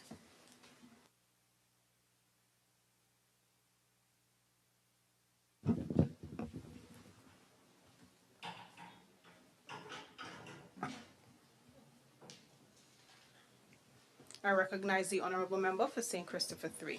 Madam Speaker, with your leave, I rise to report that the bill, shortly titled Financial Services Regulatory Commission Amendment Bill 2026, has gone through committee stage with a few amendments, and so I now move that the bill, shortly titled Financial Services Regulatory Commission Amendment Bill 2026, as amended, be read for a third time and passed. I recognize the Honourable Attorney General. May it please you, Madam Speaker, I second the motion. The question is that the bill shortly entitled Financial Services Regulatory Commission Amendment Bill 2026 be read a third time and passed into law. Those in favour? Aye. Those against? The ayes have it. A bill to amend the Financial Services Regulatory Commission Act, Cap 21.10, otherwise known as the Financial Services Regulatory Commission Amendment Bill 2026. The bill shortly entitled Financial Services Regulatory Commission Amendment Bill 2026 has been read a third time and passed into law. Next bill. I recognize the honourable member for St. Christopher 3. Move of the bill. Madam Speaker, with your leave, I rise once again to move, or for a second time, to have read for a second time, move a motion to have read for a second time, the Gaming Control Amendment Bill 2026, and I will proceed to lead the debate on this particular bill. As mentioned, we are bringing a suite of legislation to Parliament today, all in the vein of protecting our financial services sector. Madam Speaker, the gaming sector is a sector that must be properly supervised. Whether we are speaking about a casino, whether we are speaking about online gaming operation, or any other licensed gaming business, the public expects the law to know who is really behind the business, who controls it, and who makes the key decisions. So this bill, Madam Speaker, is about that basic question. Who is behind the gaming operation? When a person applies for a gaming license, the law already requires certain checks. The amendments before us make those checks stronger and clearer. They focus on beneficial owners, on controllers, shareholders, directors, senior management. So in simple terms, they help the regulator to look past the name on the door and identify the real people who are, or who own, or who control, or who really influence the business. So, Madam Speaker, the bill begins by inserting a definition of beneficial owner.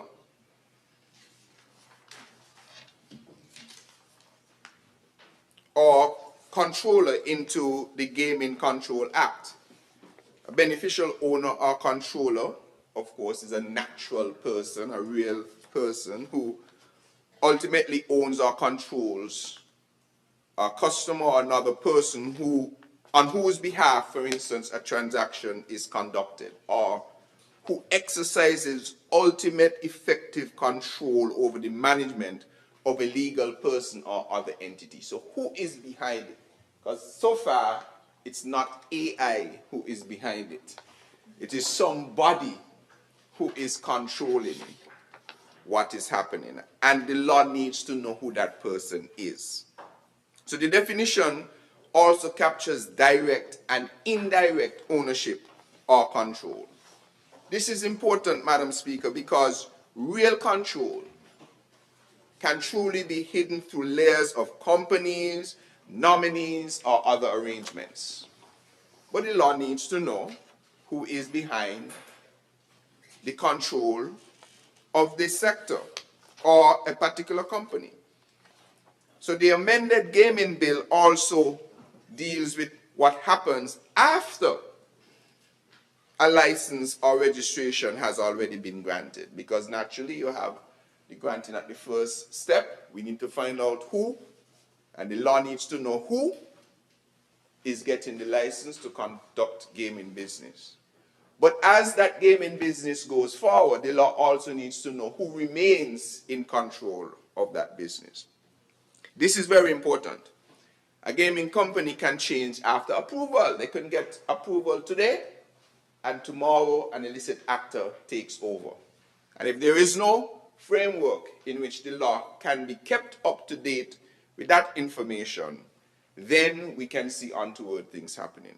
So new shareholders can come in after initial approval. Directors can change. Senior managers can be removed or appointed. Ownership can shift. The regulator must be kept informed. For that reason, Madam Speaker, the bill inserts a new section, Section 13A, where there are changes in beneficial ownership or controller information, or changes involving shareholders, directors, or senior management, of a licensed or registered gaming entity. The entity must notify the Commission within 21 days in respect of any new beneficial owner, controller, shareholder, director, or senior manager. The entity must submit a completed personal questionnaire and the relevant information required by the third schedule. It's just simply keeping the regulator up to date with the structure of the company. Madam Speaker, this is a common sense measure. If a doctor gets a license, you want to make sure that it's the same doctor who is doing the work a year later. So you have to do a check. If you give a pilot a license, you need to have some mechanism to make sure that it's the same pilot who is flying the plane. Same thing. If you give a gaming license, you need to make sure you understand who are the persons pulling the strings in the back. So this is a common sense measure. If the regulator approves one set of persons, the regulator should know when another set of persons take over, or if other persons enter or even leave the structure. A license should never become a back door for unvetted persons to enter the sector after the initial approval. Common sense. The bill then makes clear that new persons appointed through those changes must also go through due diligence and meet fitness and propriety requirements. That means the question is asked again, is this person suitable to be involved in gaming? Does this person have the integrity, the background, and character expected in a regulated sector?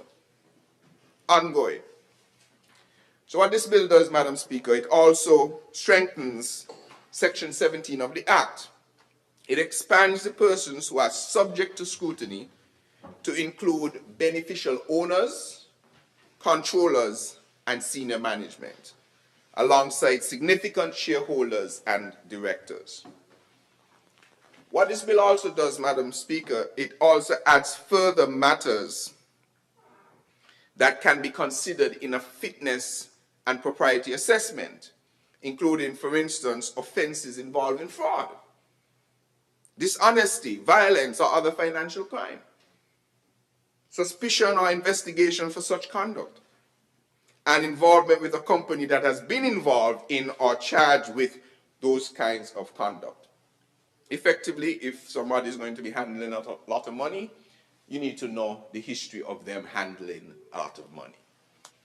I think it's fairly straightforward. So, Madam Speaker, as with the previous legislation, this is about protecting the sector from persons who carry unacceptable risk. Gaming business, as I mentioned, handles money, and it handles a lot of money. And so such a sector can attract persons who want to hide the source of funds or use the business for improper purposes. Strong checks help prevent that from happening. And that is all we're trying to do, to ensure that we improve the ability to check. The bill also amends the third schedule, Madam Speaker. It requires clearer disclosure of beneficial owners and controllers of holding companies, as well as shareholders of a holding company owning more than 5% of the stock. It also adds beneficial owners of the applicant and shareholders and controllers of the applicant to the information that must be provided. Madam Speaker, let me say plainly what this means for the general public. A person should not be able to hide behind a company or operate in the gaming sector without proper scrutiny. The Commission should know who owns the business. It should know who controls the business. It should know who manages the business. When those persons change, the Commission ought to be told promptly. Now, for honest operators, this bill provides confidence. It tells them that everyone in the sector must meet the same standards. It protects reputable gaming businesses from unfair competition by those who may seek to operate behind hidden ownership or questionable management.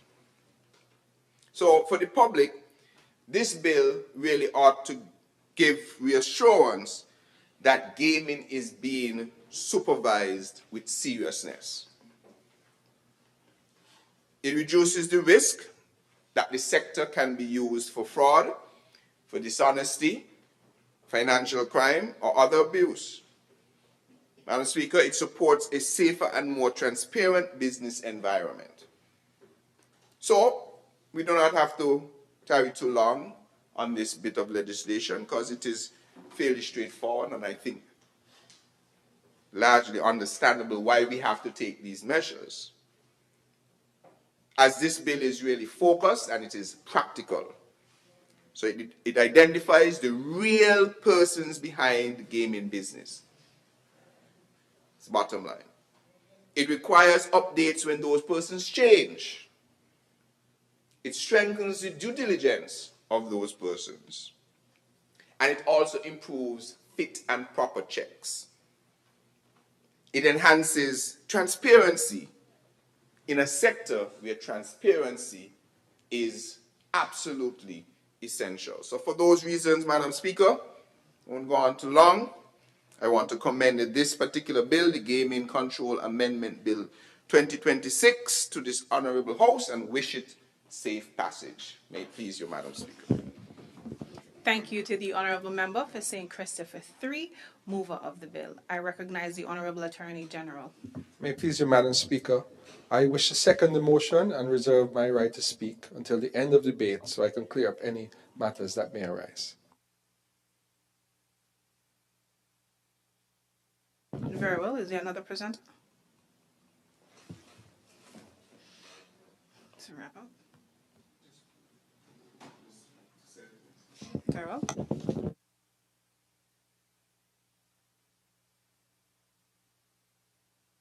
Madam Speaker, just to support the bill that has been ably debated thus far by the mover, the bill really does three things. It strengthens the regulatory architecture of the Gaming Control Act in three ways. Clarifies ownership and control, as ably expressed. It creates continuing notification obligations, and it strengthens the suitability assessments. All of those matters were addressed by the mover. I think they are clear for people to understand the reasons why this bill is being brought to the House, and therefore I wish it safe passage. Thank you to the Honourable Attorney General, second of the bill. I recognize the Honourable Member for St. Christopher III, mover of the bill, to do his wrap-up. Madam Speaker, as I would have mentioned before, and as there seems to be consensus in the House, this bill is really a focused and a practical bill. It establishes who the real people are in this business.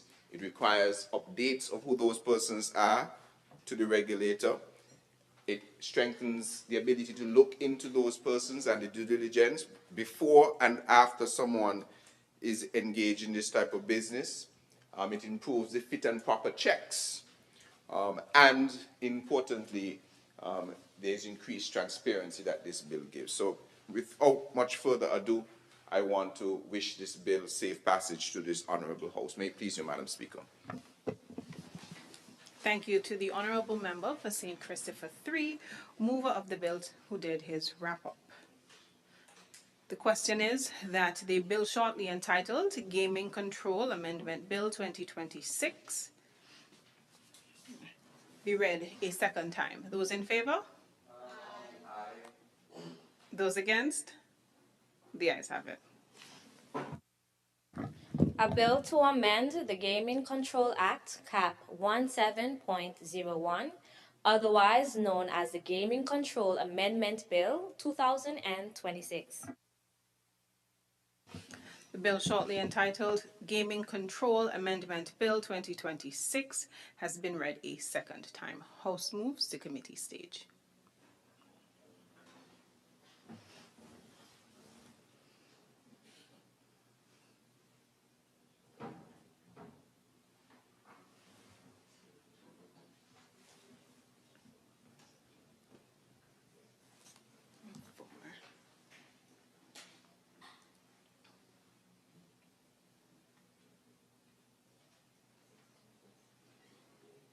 Four has a change.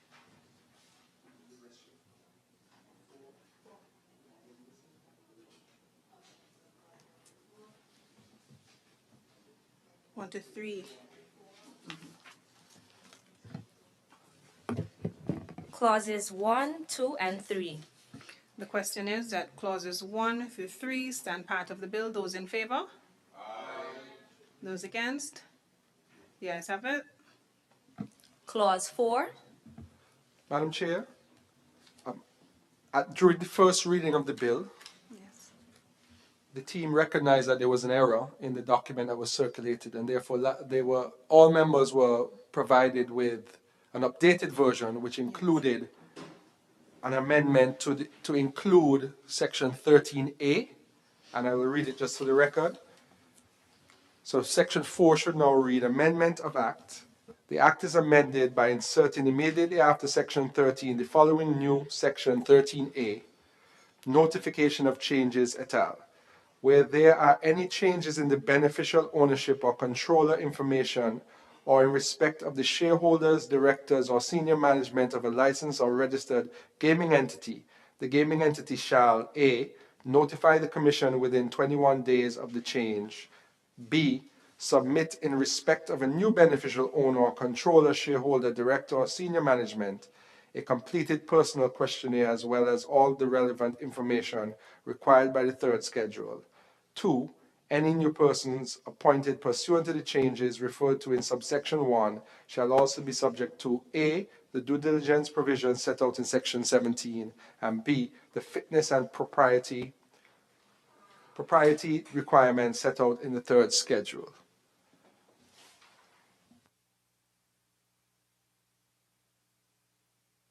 The question is that clause 4, as circulated, stands part of the bill. Those in favor? Aye.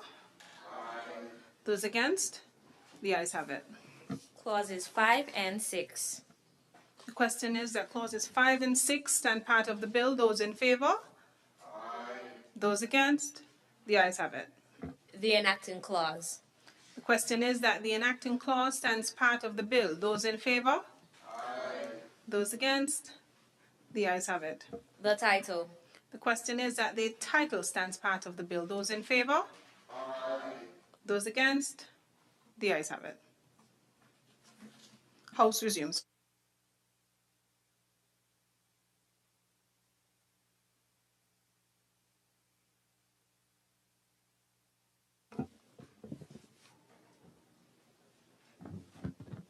I recognize the honourable member for St. Christopher 3. Madam Speaker, with your leave, I rise to report that the bill, shortly titled Gaming Control Amendment Bill 2026, has passed through committee stage, and I now move that the bill, entitled Gaming Control Amendment Bill 2026, be read a third time in this Honourable House and passed. Seconder, I recognize the Honourable Attorney General. Beg to second the motion, Madam Speaker. The question is that the bill shortly entitled Gaming Control Amendment Bill 2026 be read a third time and passed into law. Those in favour? Aye. Those against? The ayes have it. A bill to amend the Gaming Control Act, Cap 17.01, otherwise known as the Gaming Control Amendment Bill 2026. The bill shortly entitled Gaming Control Amendment Bill 2026 has been read a third time and passed into law.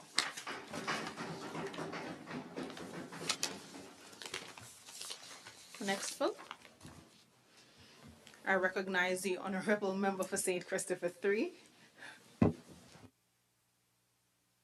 Madam Speaker, with your leave, I rise once again.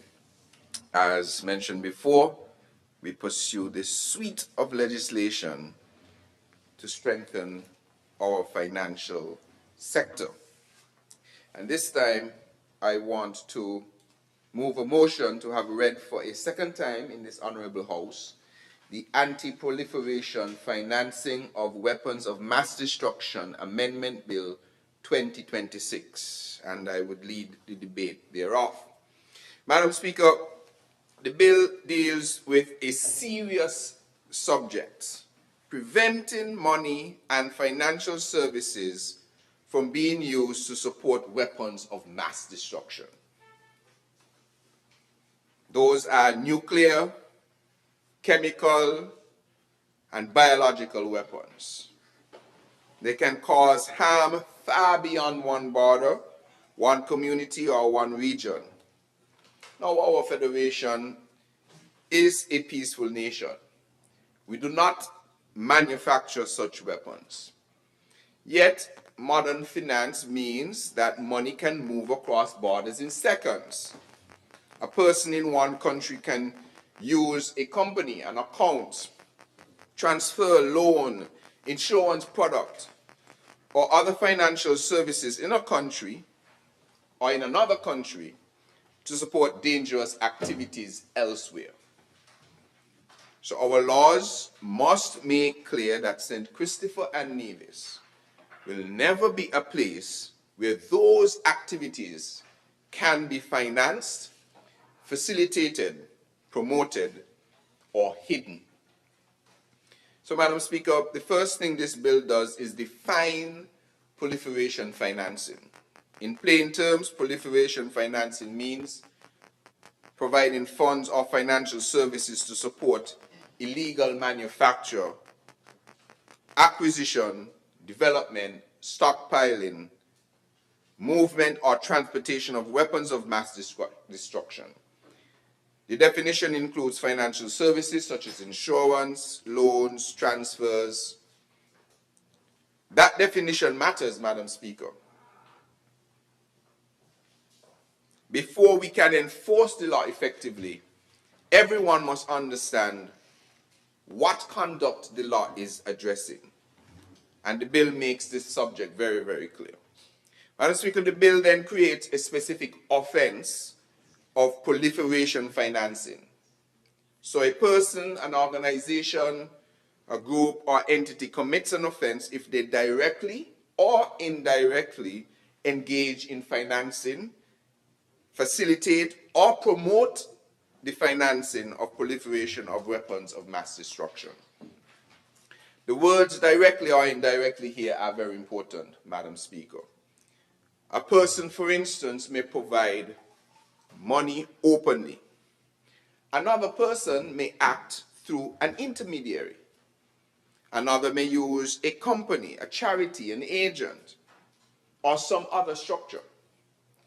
What this bill does, Madam Speaker, is that it makes clear that indirect conduct is also still covered by this bit of legislation. So don't give somebody to give somebody else. All of it is covered.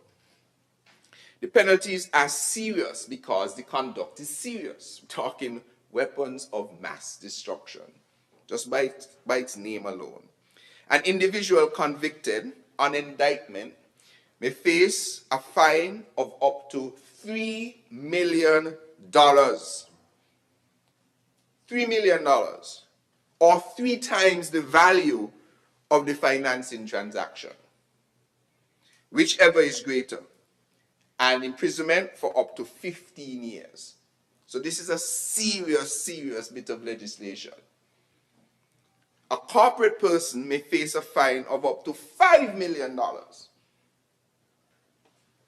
or 5 times the value of the transaction, whichever one is greater. So, just don't bother. Make sure that you're not caught up in any of this. We are making them here, but we also don't want our channels to be vessels for any type of this money to pass through. So, Madam Speaker, this bill also creates an offense of inviting support for proliferation financing. That means a person commits an offense if they invite another person or entity to provide property with the intent that it be used for proliferation financing, or where there is reasonable cause to suspect that it will be used for that purpose. So the offense also captures soliciting support for or giving support to a person or entity involved in proliferation of weapons of mass destruction. Madam Speaker, this provision is important because dangerous financing can begin before money changes hand. It can begin with solicitation, with encouragement, support and arrangements. The law must be able to address that conduct early. So if we catch it before, you ain't actually do it yet, this bit of legislation covers that as well. The bill also strengthens the process for designating persons or entities involved in proliferation financing. The Attorney General, for instance, may determine on a reasonable basis whether a person or entity should be identified as a target for designation. The Attorney General may consider United Nations Security Council resolutions, relevant sanction lists, including OFAC or OFAC lists, and the outcome of investigations into suspicious activity. Where the Attorney General is satisfied on reasonable grounds, the matter is forwarded to the Minister with a recommendation that an order be made designating that person or entity.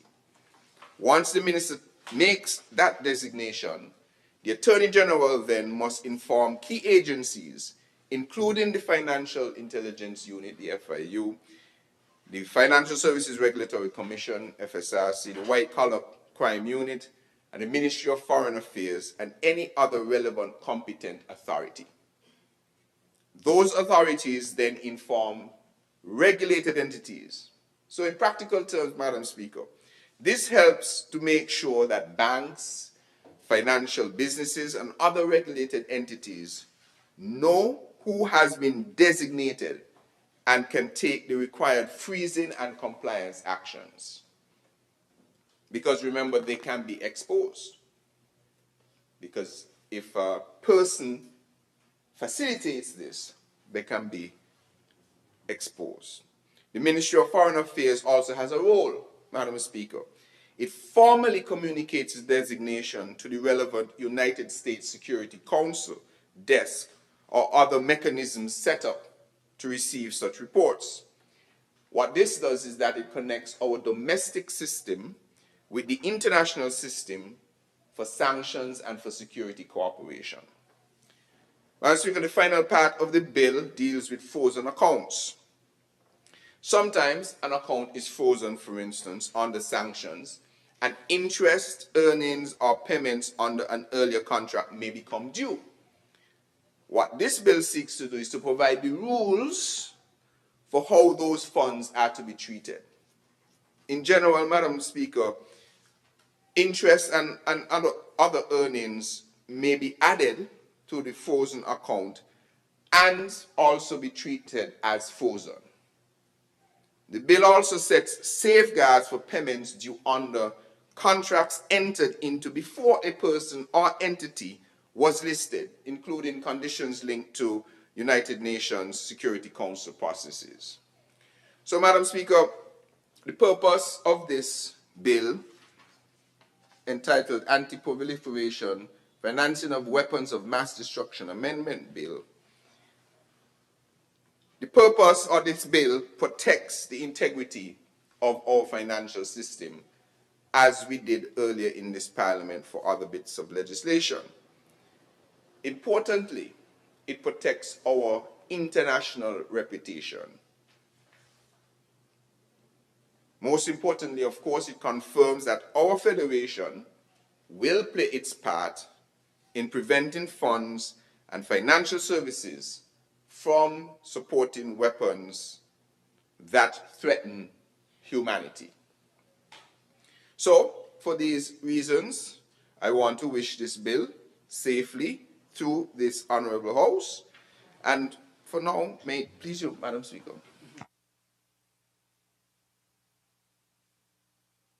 Thank you to the Honourable Member for St. Christopher 3, mover of the bill. Is there a seconder?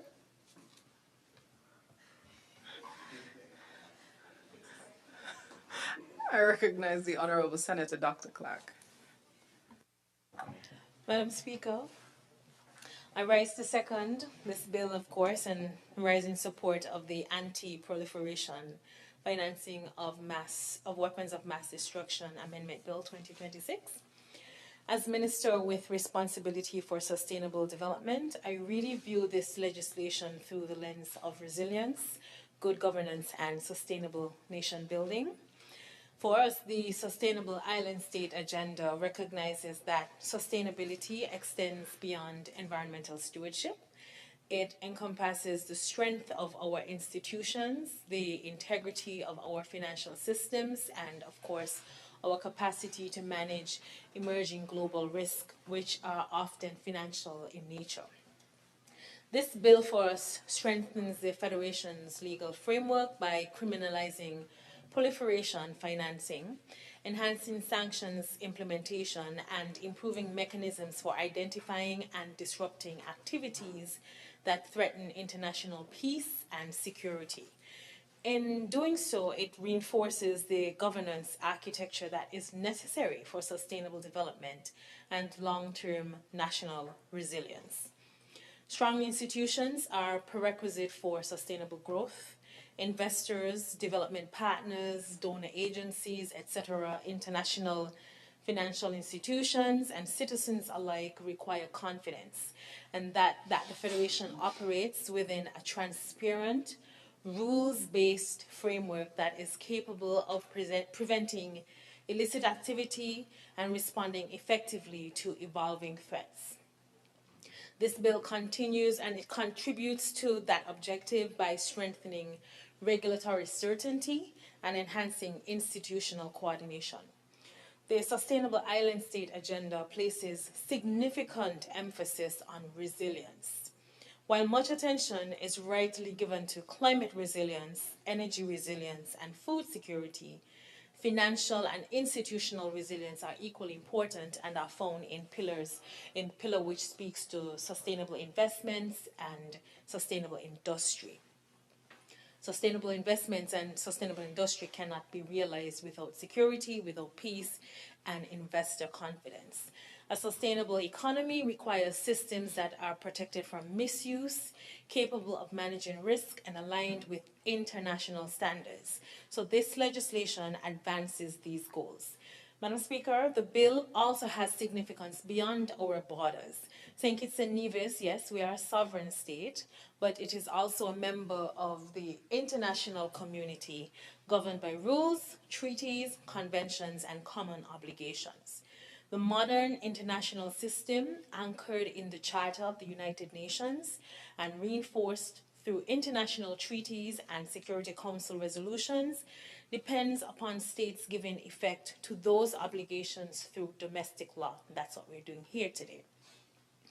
By strengthening our legislative framework against proliferation financing, we demonstrate that St. Kitts and Nevis is a responsible nation and that we honor our international commitments, support international rules-based order, and we play a part in advancing global goals for peace and security. For small states in particular, credibility is also critical. Our voice in international affairs is strengthened when our domestic laws reflect international best practices and when we can demonstrate effective implementation of the obligations we have undertaken. The legislation therefore enhances our national security, resilience, and our standing and reputation within the international community, which is so critical. The bill also aligns with Sustainable Development Goal 16, which calls for effective institutions, the rule of law, and measures to combat illicit financial flows.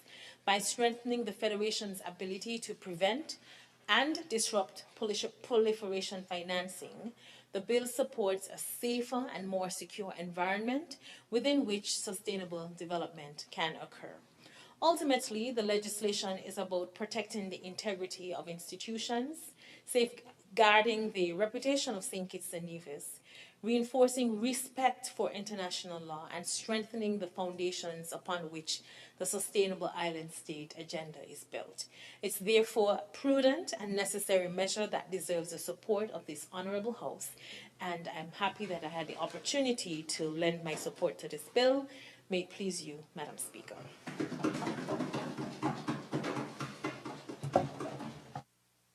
Thank you to the Honourable Senator Dr. Clark for seconding the bill. I recognize the Honourable Member for Nevis 9. Madam Speaker, good afternoon. And I have not spoken in this Honourable House in some time, and I promise to be very brief on this occasion. I rise to support the efforts of the government in relation to what I think the movers refer to as a suite of legislation that is being proposed today. And I do so because I recognize that these are, in large measure, best practices that we are required as a responsible member of the international community to have legislated. We are, as members of the public may know, often subject to review from outside agencies to determine what we're doing, whether those agencies are the OECD in relation to tax matters or Financial Action Task Force, as the case may be, or the Caribbean version of that, the Caribbean Financial Action Task Force. Suffice it to say that we have these periodic reviews, and members of the public may find it surprising, but those reviews sometimes determine how easy it is to do business with the Federation, particularly in the context of banking and other transactions involving international institutions. And so for that reason, I support. I rise, therefore, only to raise one point. And I'm hopeful that somebody on the government side, perhaps when the mover seeks to wrap up the debate, that they could give some indication to this Honorable House. Because we come time and time again with this type of legislation. We tinker, we fix, we try our very best to stay abreast and to comply with what the international norms might be. And we recognize that those international norms keep changing, as indeed those bent on criminality continue to become more sophisticated. So too, parliaments, not just here but around the world, have to respond. But what I have myself not heard very much, and that is why I rise, is what is the result of these legislative initiatives? Can, for example, some indication be given to this Honorable House of how many people have we charged or prosecuted in St. Kitts and Nevis for money laundering or for engaging in the financing of terrorism? And the reason I ask is not just to be academic. I ask, Madam Speaker, because my understanding is from some of these agencies that come to review from time to time, is that they're now moving the review from simply having the legislative framework to now asking the question, how has the legislative framework been applied? And I gather that oftentimes the answer is that we have no charges, we have no prosecutions under these pieces of legislation. And so there was a point when all we had to do was tick the box. So all we had to do was point to the fact that we made the amendment or we have the legislative provision. It now seems to me that the review process is going further than that, and to say, how many people have you actually charged under these provisions? How many investigations, how many charges, how many prosecutions have actually happened? And I am curious to know what the answer to that is. No doubt, some people might have been investigated, charged, and prosecuted. But I think it would give greater gravitas to what we're doing if the government can, when they bring legislation like this, demonstrate to the public and to the outer world, listen, this is the impact of this legislation. So we're not just here engaged in an academic exercise. We're not just ticking the box, but our law enforcement has been trained, our white-collar crime unit has been trained, our people are actually out there looking for these infractions and dealing with them accordingly. And I think that that would be important because, if my understanding is correct, that these agencies now are looking to see the enforcement, to what extent these bits of legislation are actually being enforced in country. I think that the old system of simply showing that we have the legislation is no longer going to be enough to keep us off this dreaded list that some of these organizations tend to publish. So I raise that because perhaps the Honorable Mover may have some statistics to share, perhaps not.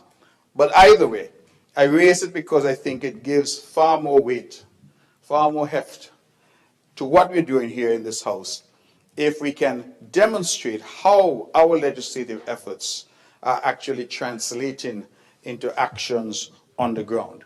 And so that's the only simple point I raise, not in any way to oppose what we're seeking to do, because I understand that it is necessary, but to ask that we go a bit further when we come to these types of debates, to demonstrate the efficacy of this type of legislative initiative in terms of what we're doing on the ground to prevent proliferation of terrorism and terrorist financing, to prevent money laundering, and therefore to move us from simply the legislative framework to actually enforcement on the ground. And I think that that is, for us, what is most important, and ultimately that is for us where the rubber meets the road.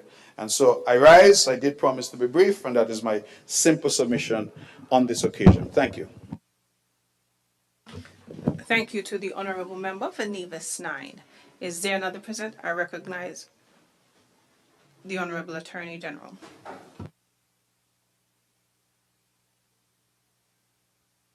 Grateful for the recognition, Madam Speaker.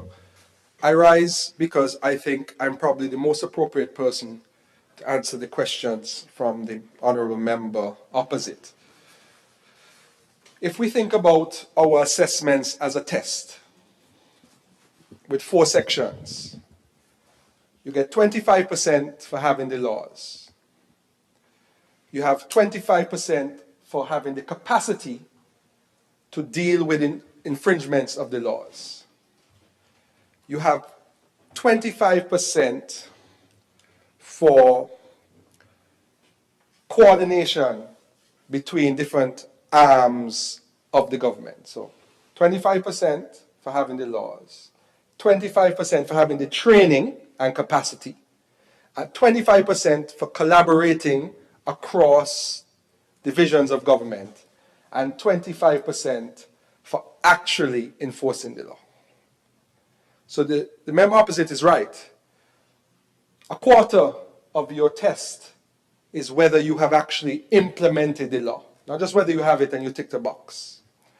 So that is a difficulty that a lot of the Caribbean islands in particular are having, because there are not very many prosecutions for chemical weapons and terrorism and so forth in most of the Caribbean jurisdictions. And yes, in the world generally.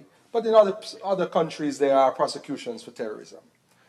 But whilst we don't have statistics now for the number of persons who are charged with various suites of laws, because the most active charges in relation to CFATF matters are under the POCARA, which is the Proceeds of Crime and Asset Recovery. So there are numerous prosecutions for money laundering. That is certain. But with relation to this particular bill, which is the Proliferation of Weapons of Mass Destruction, prosecutions are not only the test in that 4th section of the test. One of the mechanisms within the law is whether, when we receive information about persons who are sanctioned in other jurisdictions, whether we take action on our end to then enforce the notification requirements under this law. So, for example, this bill establishes a communication chain. So once the minister designates a person or entity, the Attorney General is supposed to inform the Financial Intelligence Unit, Financial Services Regulatory Commission, White Collar Crime Unit, Ministry of Foreign Affairs, and any other relevant competent authority, for example, NAMLAC. And then the competent authorities inform regulated entities which must act under the sections 4 and 4A. So in other words, if we receive notification, the minister receives notification that there is a sanctioned entity, and surprisingly you might think we get emails almost every week. We are supposed to then forward them to the relevant entities so they are aware and they know the names, and then forward it to the regulated entities so that any transactions that involve those persons can then be paused or they have a notification of them. So part of that 25%, when we get our assessment done again in 2029, will be when you got this sanction list from the UN or from another country, did you take the steps that were required, the mandatory steps required under the legislation to bring these names to the regulated entities? So that's how we get graded for the test. So it's not necessarily just prosecutions. It is also acting in accordance with the mandatory sections of the legislation. So I just want to explain that. But it is true. It is no longer ticking a box just because you have the law, but it's also enforcing the law that you have. And I can tell you, without statistics, that we regularly refer and take these matters up the chain because I'm copied on these matters, because my office is part of the chain. So when the day comes for the final test, and we have the on-site evaluation, I think we're going to pass, because we have been doing the right things. Also, we have been engaged in training. So we had a special training session, I believe it was early last year, in partnership with I believe it was the National Centers for State Courts, where we did training exercises with different persons from Customs, FSRC, White Collar Crime, Financial Intelligence Unit, etc. All the entities, all the NAMLAC entities, to test our capacity and to train us of how to deal with sanctioned entities so we can have a strong anti-proliferation framework. So when we're coming to tweak, the reason we're coming to tweak, and the reason we have done this might be the fourth sitting or so in the last 4 years that we've come to tweak, is because the tweaks are necessary because the criminals are moving fast. So we need to move faster. And the good thing about the Caribbean FATF is that we have access to the professionals in this area, because I'm not a professional in AML and CFT and CPF, but we have the support of the Caribbean Financial Action Task Force to then help the NAMLAC to implement the new laws that are capable of meeting the international standards so we don't get on those dreaded lists. And I can tell you, I've spoken to colleagues in the region who have been on those lists. And I remember speaking to a particular permanent secretary of an attorney general's office, and they were saying that they lost millions and millions of dollars because certain businesses could not do business in their territory because they were gray listed. So it's not just a list that you don't want to be on, it's a list of consequence. It's a list that takes away jobs. It's a list that takes away innovation. It's a list that takes away new businesses from coming into your jurisdiction.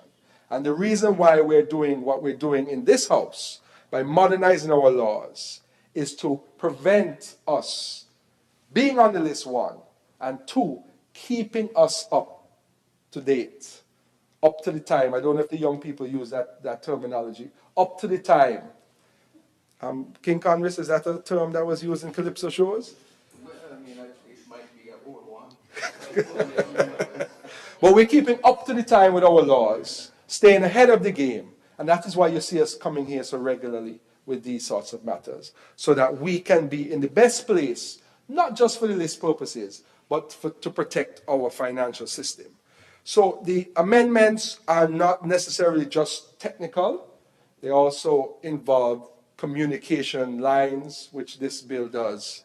And it's very targeted to particular type of criminal conduct.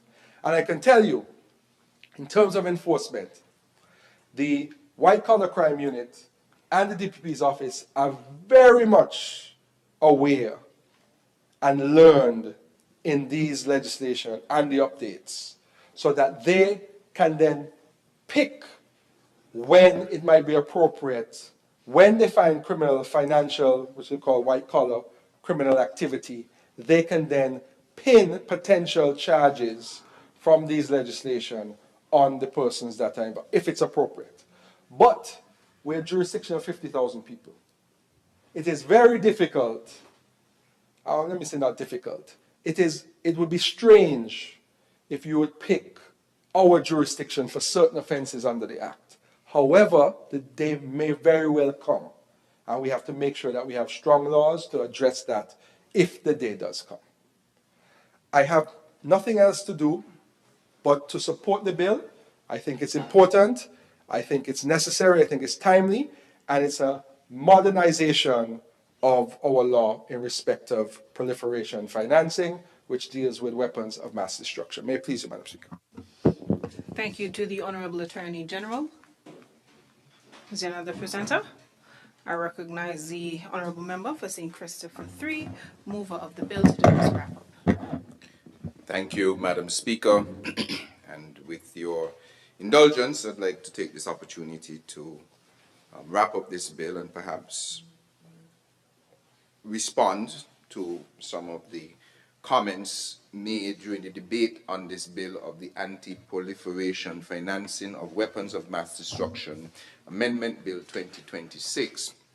And I want to thank the member opposite for the input because he's raising a very valid point, and a point which FATF and CFATF themselves are now emphasizing, in that review that we spoke about earlier under the fourth round mutual evaluation methodology, countries are now assessed not only on their technical compliance, meaning having the laws, having the regulations, the institutions, and the powers, but also on their effectiveness. And I think the Attorney General would have given an example of the point breakdown. So whether those laws produce investigations, prosecutions, convictions, asset confiscation, sanctions, and measurable risk reduction, they are also now testing those things. So it is a very valid point. And, you know, sometimes you can set a bit of legislation for, and that is why sometimes it's a danger for us to be put in the same bucket as everybody else. So you are asked to do legislation on anti-terrorism, but you don't convict anybody for anti-terrorism. But suppose there was no terrorism activity, and so those flags are raised that this country has done this, but they haven't prosecuted anybody. But we literally may not have had instances of those. So there also has to be a nuanced approach to this. So the report from 2021, or the evaluation from 2021, did identify some concerns, of which obviously over the past couple of years the government has been working to change. So we have undergone a series of legislative amendments. The AG would have mentioned them. We maybe have been here 3 or 4 times to do these. So this is ongoing. Public statistics, generally always a challenge. And I think, as the AG would have mentioned, there are prosecutions at certain levels with respect to money laundering. Those happen, you know, generally. There are enough to say that those types of prosecutions are happening. But with a number of these other ones, the statistics probably are not there to show that. So I want to say that the member is correct, that the international standard really has evolved. So FATF and CFATF, they now assess, as I said, both technical compliance and effectiveness. And that is why these amendments are also necessary, because law enforcement agencies cannot investigate, or they cannot prosecute, or freeze assets, or obtain convictions. They can't do those things where there are gaps in the legislative framework.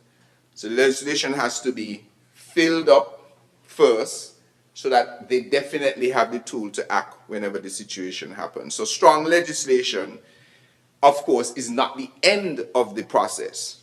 It is really the foundation upon which effective enforcement is built. So these amendments provide investigators, they provide prosecutors, they provide regulators and the courts with the legal tools required to demonstrate effectiveness in future assessments. So that is why we're bringing this suite of legislative reforms, and we will continue to do that as the situation continues to evolve, which will always happen. Criminals will always be trying to find the new way to evade the law. Now, for this particular bit of legislation, I note the point from the member dealing with the anti-proliferation bill is a difficult one to measure, because in general, globally, as I would have mentioned, in this particular field, even globally, the amount of prosecutions is still very low. And you would expect that for some place like our country. However, we must ensure that we have put in place the framework for if there is any attempt by persons to utilize our financial sector to channel through illicit funds for the proliferation of weapons of mass destruction, we have already put the mechanism in place to handle it. So we don't want to wait for the terrorist attack, for anti-terrorism legislation. We also don't want to wait for someone to do a transaction for the use of intending for proliferation of mass destruction. We don't want that to happen first before we address the framework. So we're addressing the framework now. The purpose of this law and these laws is really preventative as much as it is punitive. So, Madam Speaker, I want to therefore thank the honourable members who contributed to this debate. This bill in particular is not about events that we know are taking place on our shores today, but it is about ensuring that St. Kitts and Nevis remains protected against the risk that may arise in an increasingly interconnected world. The reality is that illicit actors, they do not respect borders. They do not say, I'm not going to go there because it has nice sandy beaches, the people are nice and the food is great. They don't do that. They don't respect borders. And modern financial systems in those beautiful places can be exploited if they're not properly protected across jurisdictions if we don't put in the safeguards, strong legal safeguards. So throughout this debate, members would have heard that the amendments before us accomplish three important objectives. First, they clearly define what proliferation is, what proliferation financing is, so that there is no uncertainty about the conduct prohibited by law. Secondly, they create strong offenses and penalties to deter any person or entity from financing, facilitating, promoting, or soliciting support for the proliferation of weapons of mass destruction. And thirdly, they strengthen our framework for designating sanctioned persons and also managing frozen assets in accordance with international standards. Madam Speaker, these amendments obviously are not being made in isolation. They form part of the wider program of our legislative reform being undertaken by this administration to strengthen our anti-money laundering, counter-terrorist financing, and anti-proliferation financing regime. They also respond to recommendations arising from international assessments, and they really, Madam Speaker, demonstrate our commitment as a country to meeting the standards expected of responsible members of the international community.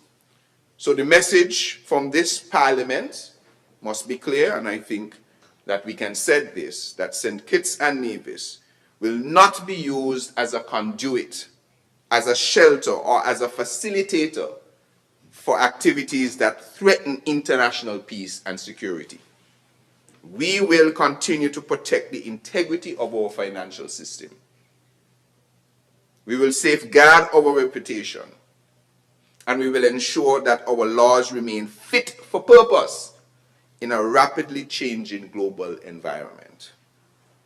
So, Madam Speaker, I therefore wish, after the contributions and after having this chance to wrap up, to commend this bill, the Anti-Proliferation Financing of Weapons of Mass Destruction Amendment Bill 2026, wish to commend it to this Honourable House and respectfully ask all members here to support its passage so that it may travel safely to the desk of the Governor General. May it please you, Madam Speaker. Thank you to the Honourable Member for St. Christopher III, mover of the bill, who just did his wrap-up. Therefore, the question is that the bill shortly entitled, Anti-Proliferation Financing of Weapons of Mass Destruction, Amendment Bill 2026, be read a second time. Those in favour? Aye. Those against? The ayes have it. A bill to amend the Anti-Proliferation Financing of Weapons of Mass Destruction Act, Cap 4.43, otherwise known as the Anti-Proliferation Financing of Weapons of Mass Destruction Amendment Bill 2026. The bill shortly entitled Anti-Proliferation Financing of Weapons of Mass Destruction Amendment Bill 2026 has been read a second time. House moves to committee stage.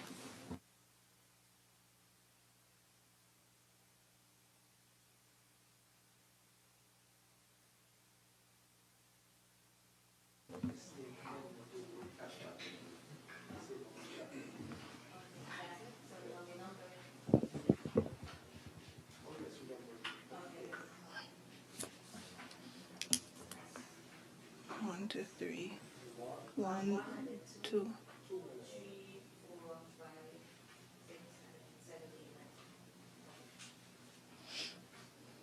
Clause 1. The question is that Clause 1 stands part of the bill. Those in favor? Those against? The ayes have it. Clause 2.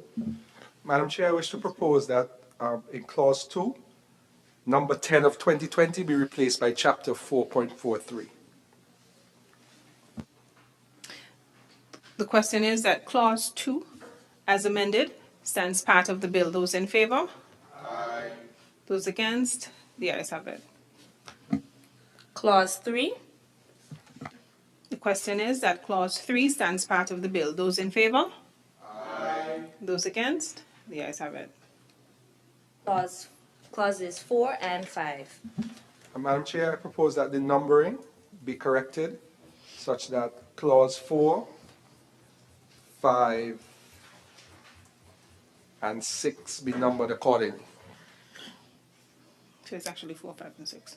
So the question is that clauses 4, 5, and 6 be renumbered and stand part of the bill as amended. Those in favor? Aye. Those against? The ayes have it. The enacting clause.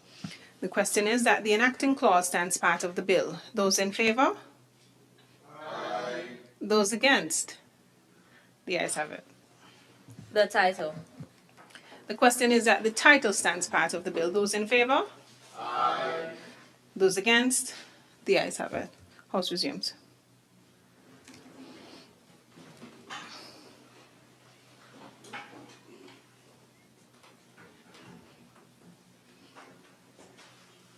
I recognize the honourable member for St. Christopher 3. Madam Speaker, with your leave, I rise to report that the bill, shortly titled Anti-Proliferation Financing of Weapons of Mass Destruction Amendment Bill 2026, has passed through committee stage, and I now move a motion that the bill be read a third time and passed.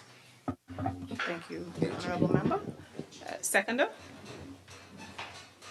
Madam Speaker, I rise to second the motion before this Honourable House.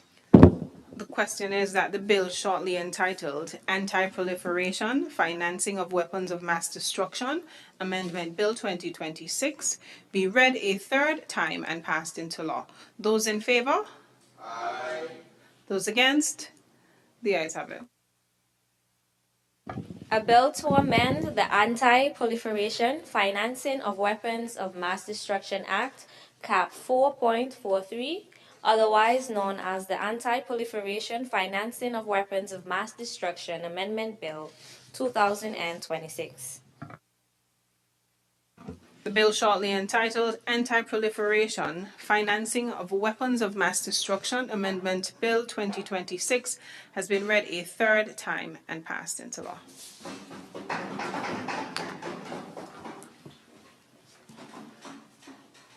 Honourable member, I wish to rise for 5 minutes. I think we have 2 other bills, but I suppose we'll move as swiftly as we have for the previous 3. In that respect, I wish to rise for 5 minutes.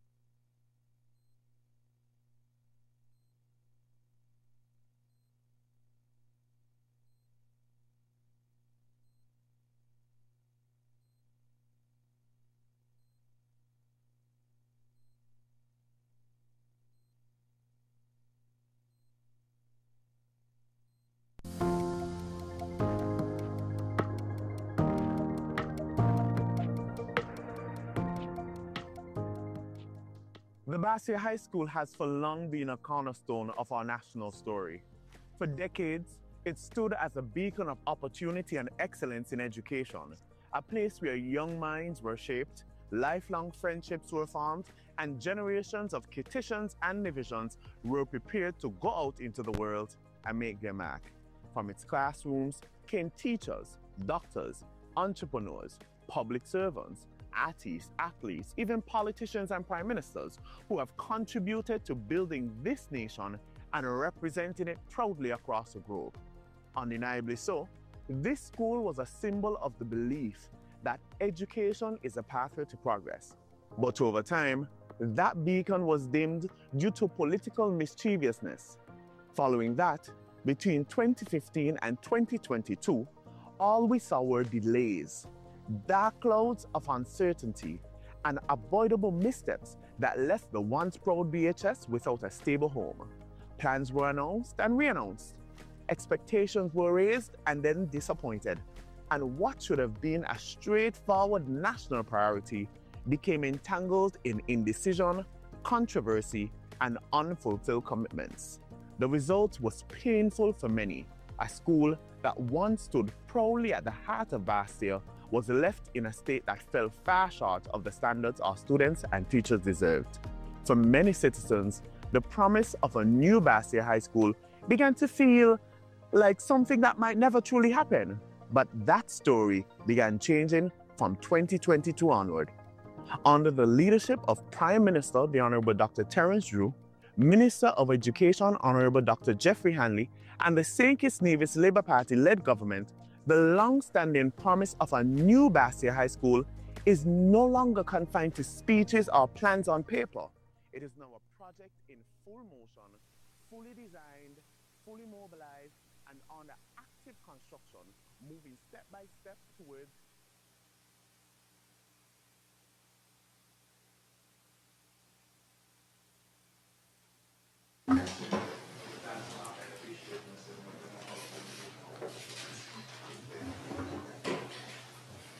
I recognize the Honourable Member for St. Christopher 3.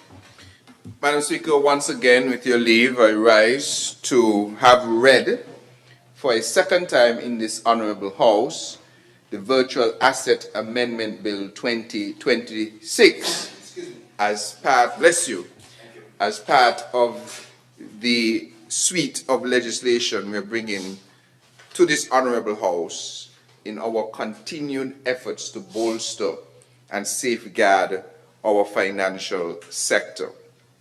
So, Madam Speaker, virtual assets are now a part of modern finance. They didn't exist many years ago, but now they do. Many people may know them through digital tokens, through crypto assets, through online wallets, and platforms that allow people to move value through technology. These tools can support innovation. They can make transactions faster. They can create new business opportunities. They also carry risks when used without proper supervision. And so, Madam Speaker, this bill updates the Virtual Asset Act so that our laws keep pace with the sector. The aim is very simple, Madam Speaker.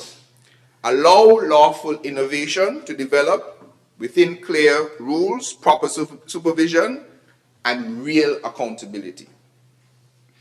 Madam Speaker, the bill begins by strengthening governance. It adds senior management to the information that must be provided.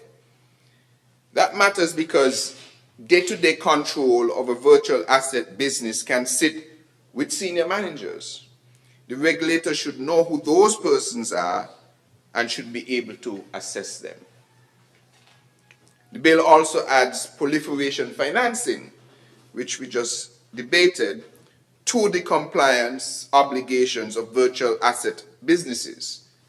In ordinary language, Madam Speaker, a virtual asset business must have systems to protect against money laundering, terrorist financing, and the financing of weapons of mass destruction, just as traditional financial services should have. This makes the compliance framework more complete. So what this does, Madam Speaker, is it strengthens transparency by adding beneficial owners to key parts of Section 7. This means that the regulator can look at the real individuals who own or benefit from this type of business. In a digital sector, the names and the structures on paper, as we know, may not tell the full story. And so we have to go behind the veil. The law must allow the authority to identify the persons behind the structure. Madam Speaker, another important part of the bill deals with risk assessments and audits.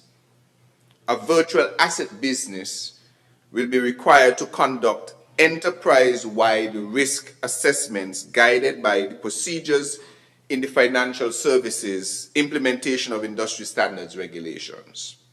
In simple terms, the business must look across its whole operation and ask a question, or ask a series of questions. Where are the risks? How serious are they? And what controls do we have in place to deal with them? And this bill also requires independent audits to test whether those systems and controls are efficient and effective. So this is like taking a vehicle for inspection. It is one thing to say that the brakes work or the indicator or the lights work, but it's another thing to have them tested. In the same way, a virtual asset business should be able to show that its compliance systems actually work in practice. So you can't just fill in a box, check a box, and say that you are compliant or you're following the regulations. You must prove that your system works. Madam Speaker, this bill also requires independent audits to test whether the systems and controls, the bill also strengthens the compliance certification process. It requires compliance opinions to be given through what is called a certificate of compliance in what will be a prescribed format. This promotes consistency, so it's applicable across the board. It helps the regulator compare reports more easily. It also helps businesses understand what is expected. Madam Speaker, where the authority considers it necessary, it may also appoint an external auditor at the expense of the registrant. That auditor must be, of course, a qualified accountant or other professionally qualified person. This is a useful power that allows the authority to obtain independent verification where there may be concerns or where closer examination is required. Standard procedure. The bill also strengthens penalties. A registrant that fails to comply with the compliance certification requirement may face an administrative penalty of $25,000 in the case of an individual registrant or $75,000 in the case of a corporate registrant, where reporting remains outstanding. There is a continuing penalty of $250 for each day. Madam Speaker, rules obviously need consequences. A rule without a consequence is often ignored, much like that dog without the teeth. So these penalties seek to encourage timely compliance and reinforce accountability. The bill also strengthens Section 13. What it does is that it connects the Virtual Asset Act with the Proceeds of Crime and Asset Recovery Act, the Anti-Terrorism Act, and the Anti-Proliferation Act. So this really helps, Madam Speaker, that the virtual asset sector is supervised as part of the wider financial crime framework. The authority, for instance, may require financial institutions to submit reports on virtual asset activities. Those reports may include the number of virtual asset transactions, the value of those transactions, the virtual asset merchant or provider connected to those transactions, and any other relevant compliance information. What this does is that it gives the regulator a clearer picture of the activity in the sector. Madam Speaker, the authority may also request information from companies, registries regarding ownership and structure of virtual asset service providers, or entities that may be carrying on virtual asset business without a license. This, of course, is important. It helps the authority detect unlicensed activity and understand who is behind the business. Same theme we've been discussing all afternoon. The bill also increases the penalty for contravening Section 13. A person may face an administrative penalty of up to $50,000 and a further penalty of $200 for each day that the contravention remains outstanding.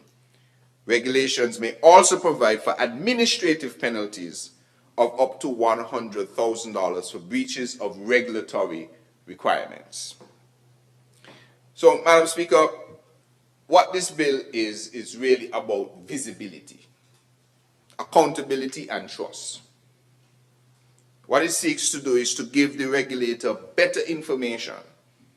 It requires businesses to assess and manage their risk.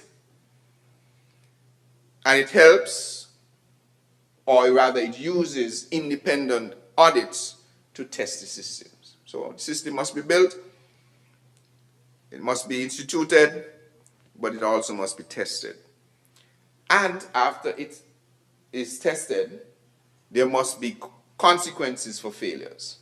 And this bill achieves that. It allows good businesses to operate in a more trusted environment. So, Madam Speaker, the message is clear, as we've been sending all afternoon, that St. Kitts and Nevis is open to responsible financial businesses.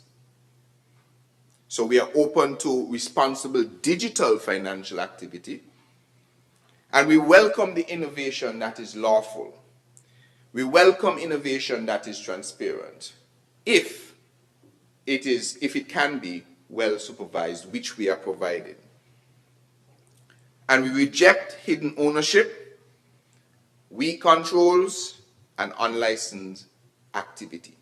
So in the vein of the bits of legislation passed today thus far in this House, I want to commend this addition to that suite of legislation, the Virtual Asset Amendment Bill 2026, to this Honourable House, and I want to wish it safe passage. May it please you, Madam Speaker. Thank you to the Honourable Member for St. Christopher III, mover of the bill. I recognize the Honourable Attorney General, seconder. May it please you, Madam Speaker. I rise to second the motion and reserve my right to speak at the end of the debate. Very well. Is there another presenter?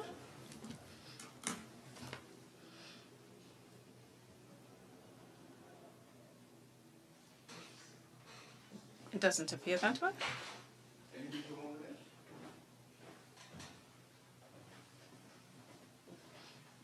Very well. I recognize the Honourable Member for St. Christopher III to do his wrap-up. Madam Speaker, I take it, oh, rather, you had anything to add? Nothing to clear up. Okay. So, Madam Speaker, I take it that the House consents to the objective here in this Honourable House in bringing this other bit of legislation, the Virtual Asset Amendment Bill 2026, which is effectively seeking to bring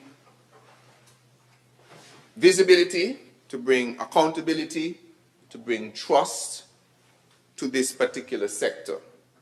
This bill also seeks to ensure that the regulator can have the necessary teeth to do its work, but also be able to be provided with that information. This bill, as mentioned, also requires that businesses, they have a role to play to make sure, one, that they can assess the risks of their businesses.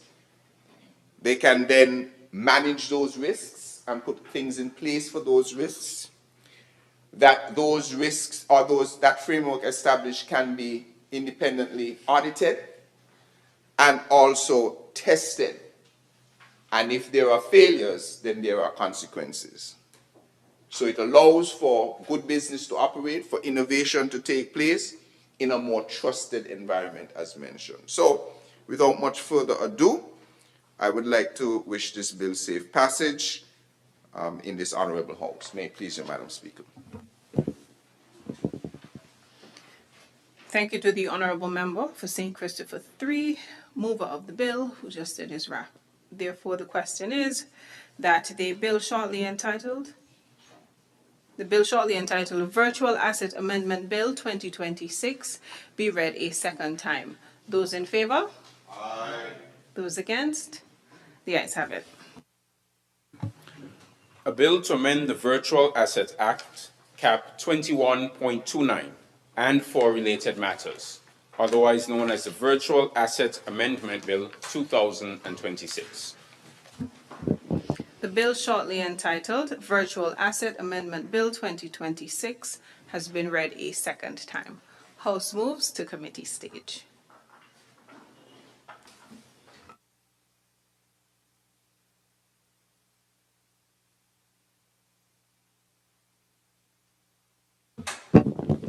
Madam Clerk. Clauses 1 to 6, sorry. The question is that clauses 1 through 6 stand part of the bill. Those in favour? Aye. Those against? The ayes have it. Clause 7. Madam Chair, I wish to propose a similar change to Section 7, the Anti-Proliferation and Financing of Weapons of Mass Destruction Act, Chapter 4.43 instead of number 10 of 2020. Should say Chapter 4.43. The question is that clause 7 stands part as amended, stands part of the bill. Those in favour? Aye. Those against? The ayes have it. Clause 8. The question is that clause 8 stands part of the bill. Those in favour? Aye. Those against? The ayes have it. The enacting clause. The question is that the enacting clause stands part of the bill. Those in favour? Aye. Those against? The ayes have it. The title. The question is that the title stands part of the bill. Those in favour? Aye. Those against? The ayes have it. House resumes.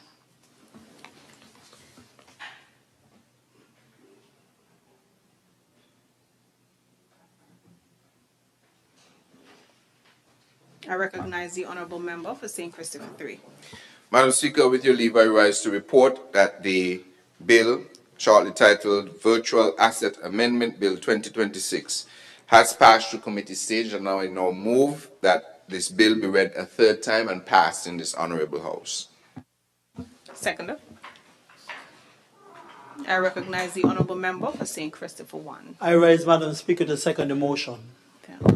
The question is that the bill shortly entitled Virtual Asset Amendment Bill 2026 be read a third time and passed into law. Those in favour?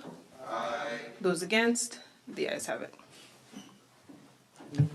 A bill to amend the Virtual Asset Act, Cap 21.29, and for related matters, otherwise known as the Virtual Asset Amendment Bill 2026. The bill shortly entitled Virtual Asset Amendment Bill 2026 has been read a third time and passed into law.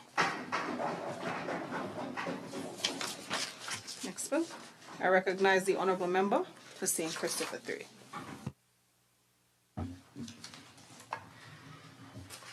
Thank you, Madam Speaker. I rise once again. Somebody asked me if I'm going to finish this song this time. Song ain't finished yet. I was actually working on a verse over the weekend and I still can't finish it. But, Madam Speaker, with your leave, I would like to have read for a second time in this honorable house a verse about who?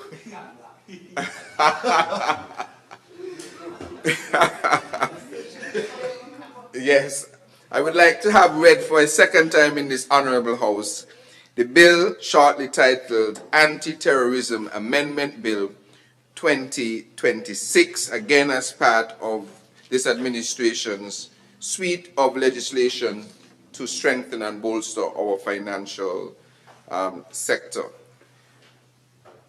Madam Speaker, this short bill has a clear purpose.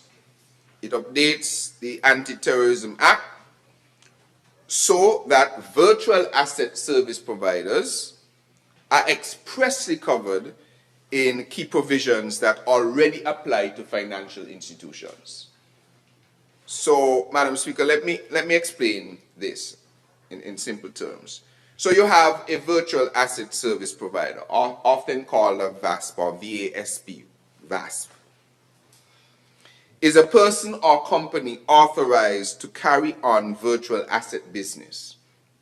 These businesses may deal with, as we discussed before, digital tokens, crypto assets, online wallets, or platforms that transfer value through technology. Now, years ago, most financial activity moved through the traditional banks and financial institutions. Today, however, value can also move through digital platforms. And so, the law must be able to keep a pace with that. Where anti-terrorism rules apply to financial institutions, then they should also apply to authorized virtual asset service providers where the same kind of financial risk exists. So it's clearly just leveling the playing field because there are new services that have come on board and the laws need to capture those potential loopholes as well. So the bill does two things, Madam Speaker. First, it inserts a definition of virtual asset service provider, or VASP, into Section 2 of the Anti-Terrorism Act. The definition means a natural or legal person authorized to carry on virtual asset business. What this does, Madam Speaker, is it gives the Act a clear meaning when it refers to VASPs, or virtual asset service providers. The second thing it does, Madam Speaker, it amends Section 115.3, 116.6, and, well, 115 subsection 3, 116 subsection 6, and 119 by inserting virtual asset service providers immediately after the expression financial institutions. So in everyday language, this means that those provisions will apply to virtual asset service providers as well as to financial institutions. So the practical effect is effectively straightforward. A business that moves value through virtual assets should be within the anti-terrorism framework. So you can't avoid penalty by not using the traditional banking system and using a digital system.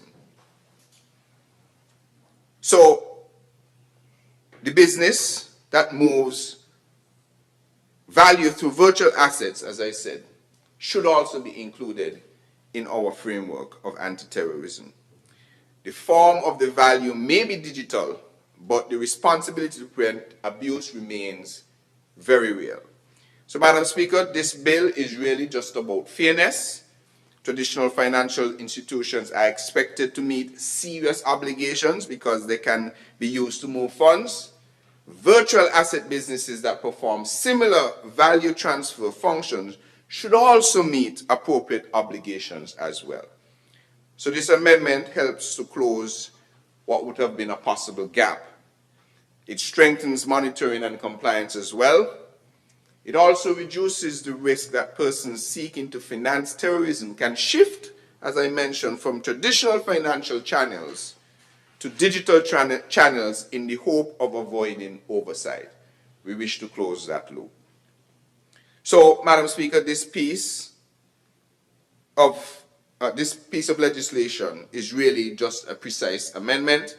It is very focused and uses very simple drafting. It brings the law in line with the way finance now works. So, without much further ado, Madam Speaker, I wish to commend this bill, the Anti-Terrorism Amendment Bill 2026, safely through this Honourable House. Thank you to the Honourable Member for St. Christopher 3, mover of the bill. I recognize the Honourable Attorney General.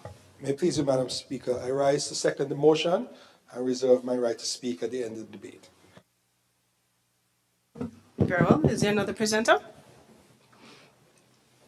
It doesn't appear that way. We can move swiftly on. I recognize the Honourable Member for St. Christopher 3, mover of the bill, to do his wrap-up. Madam Speaker, once again I rise with your indulgence to wrap up the debate on the bill before us, the Anti-Terrorism Amendment Bill 2026. As mentioned, this is a very simple bill of leveling the playing field such that what applies to financial or traditional financial institutions also apply to virtual asset service providers. And with that said, I want to wish this bill safe passage to this Honourable House. May it please you, Madam Speaker. Thank you to the Honourable Member for St. Christopher 3, mover of the bill, who just did his wrap-up. Therefore, the question is that the bill shortly entitled Anti-Terrorism Amendment Bill 2026 be read a second time. Those in favour? Aye. Those against? The ayes have it. A bill to amend the Anti-Terrorism Act, Cap 4.02, otherwise known as the Anti-Terrorism Amendment Bill 2026. The bill shortly entitled Anti-Terrorism Amendment Bill 2026 has been read a second time. House moves to committee stage.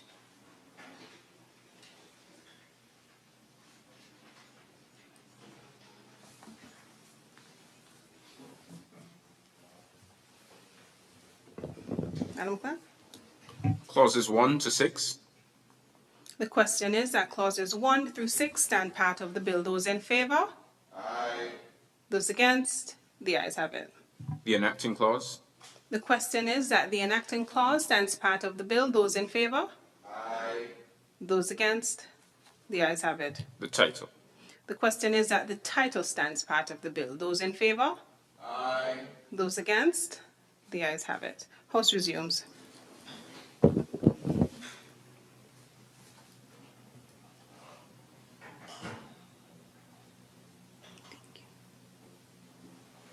Honourable Member?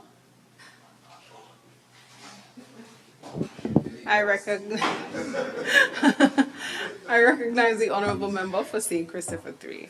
All right, thank you, Madam Speaker. I rise once again, with your indulgence, to report that the bill entitled Anti-Terrorism Amendment Bill 2026 has passed through committee stage, and therefore I move that this bill be read a third time and passed into law. Is there a seconder? I recognize the Honourable Attorney General. I rise to second the motion, Madam Speaker. Thank you. The question is that the bill shortly entitled Anti-Terrorism Amendment Bill 2026 be read a third time and passed into law. Those in favour? Aye. Those against? The ayes have it.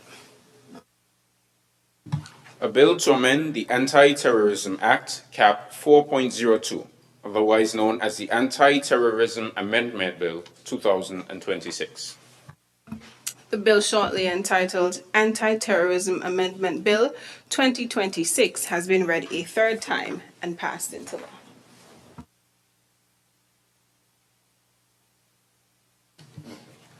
Next item on the agenda. Motions, resolutions, adjournment. I recognize the Honourable Member for St. Christopher 3. Madam Speaker, I rise once again, with your indulgence, on the occasion of the adjournments. Firstly, I would like to take this opportunity to wish all the fathers in this country a happy Father's Day this coming Sunday, and encourage all of us who have contributed to bringing children into this world to ensure that we uphold our responsibility to protect and guide them and bring them up. So I want to wish all of those who continue to do that very well and encourage those others to make sure that they remain a part of our children's lives. On a personal note, I want to thank, or rather congratulate, my own daughter for graduating from her primary school and doing very, very well. Yes, already. And it's hard to believe that this father will be seeing a high schooler in a matter of months. I'm very proud of her. She has done an exceptional job. She has balanced not only her academics, but with extracurricular activities. And of course, I certainly could not have done that by myself. So I have to thank my dear wife, who continues to be an incredible partner in our journey of parenting. So I want to thank her as well for all the love and support and guidance and comfort that she provides our household so that we could raise our daughters. And I want to encourage others to do the same. Madam Speaker, I also want to take this opportunity to invite the general public to the Green Expo, which is being hosted by the Ministry of Environment on the Bastia Valley Aquifer tomorrow. And what time does that start? From 2 p.m.? From 2 p.m. tomorrow on the Bastia Valley Aquifer. Green Expo, as we endeavor to turn St. Kitts and Nevis into a sustainable island state. With that said, unless you had any, may it please you, Madam Speaker. Thank you to the Honourable Member. I recognize the Honourable Member for St. Christopher 1. Thank you very much, Madam Speaker. On the adjournment, I would like to congratulate all of the citizens of the Federation who were successful at their graduation ceremonies. I had the opportunity of attending 3 of them, and I am very proud of our citizens and the direction in which they are moving in coming back to be able to shape the Federation. And those who I interacted with while I was out, I really thanked them and pleaded with them that the Federation needs them. So I wanted to use this opportunity to congratulate them. And in additionally, Madam Speaker, all those who are being promoted, they getting primary school started and others getting ready for their exams. I want to wish them all the best. And CXC is getting ready to close, and I await the very good results from our students. May it please you, Madam Speaker. Thank you to the Honourable Member. Is there anyone else to speak on the adjournment? I recognize the Honourable Member for St. Christopher 3.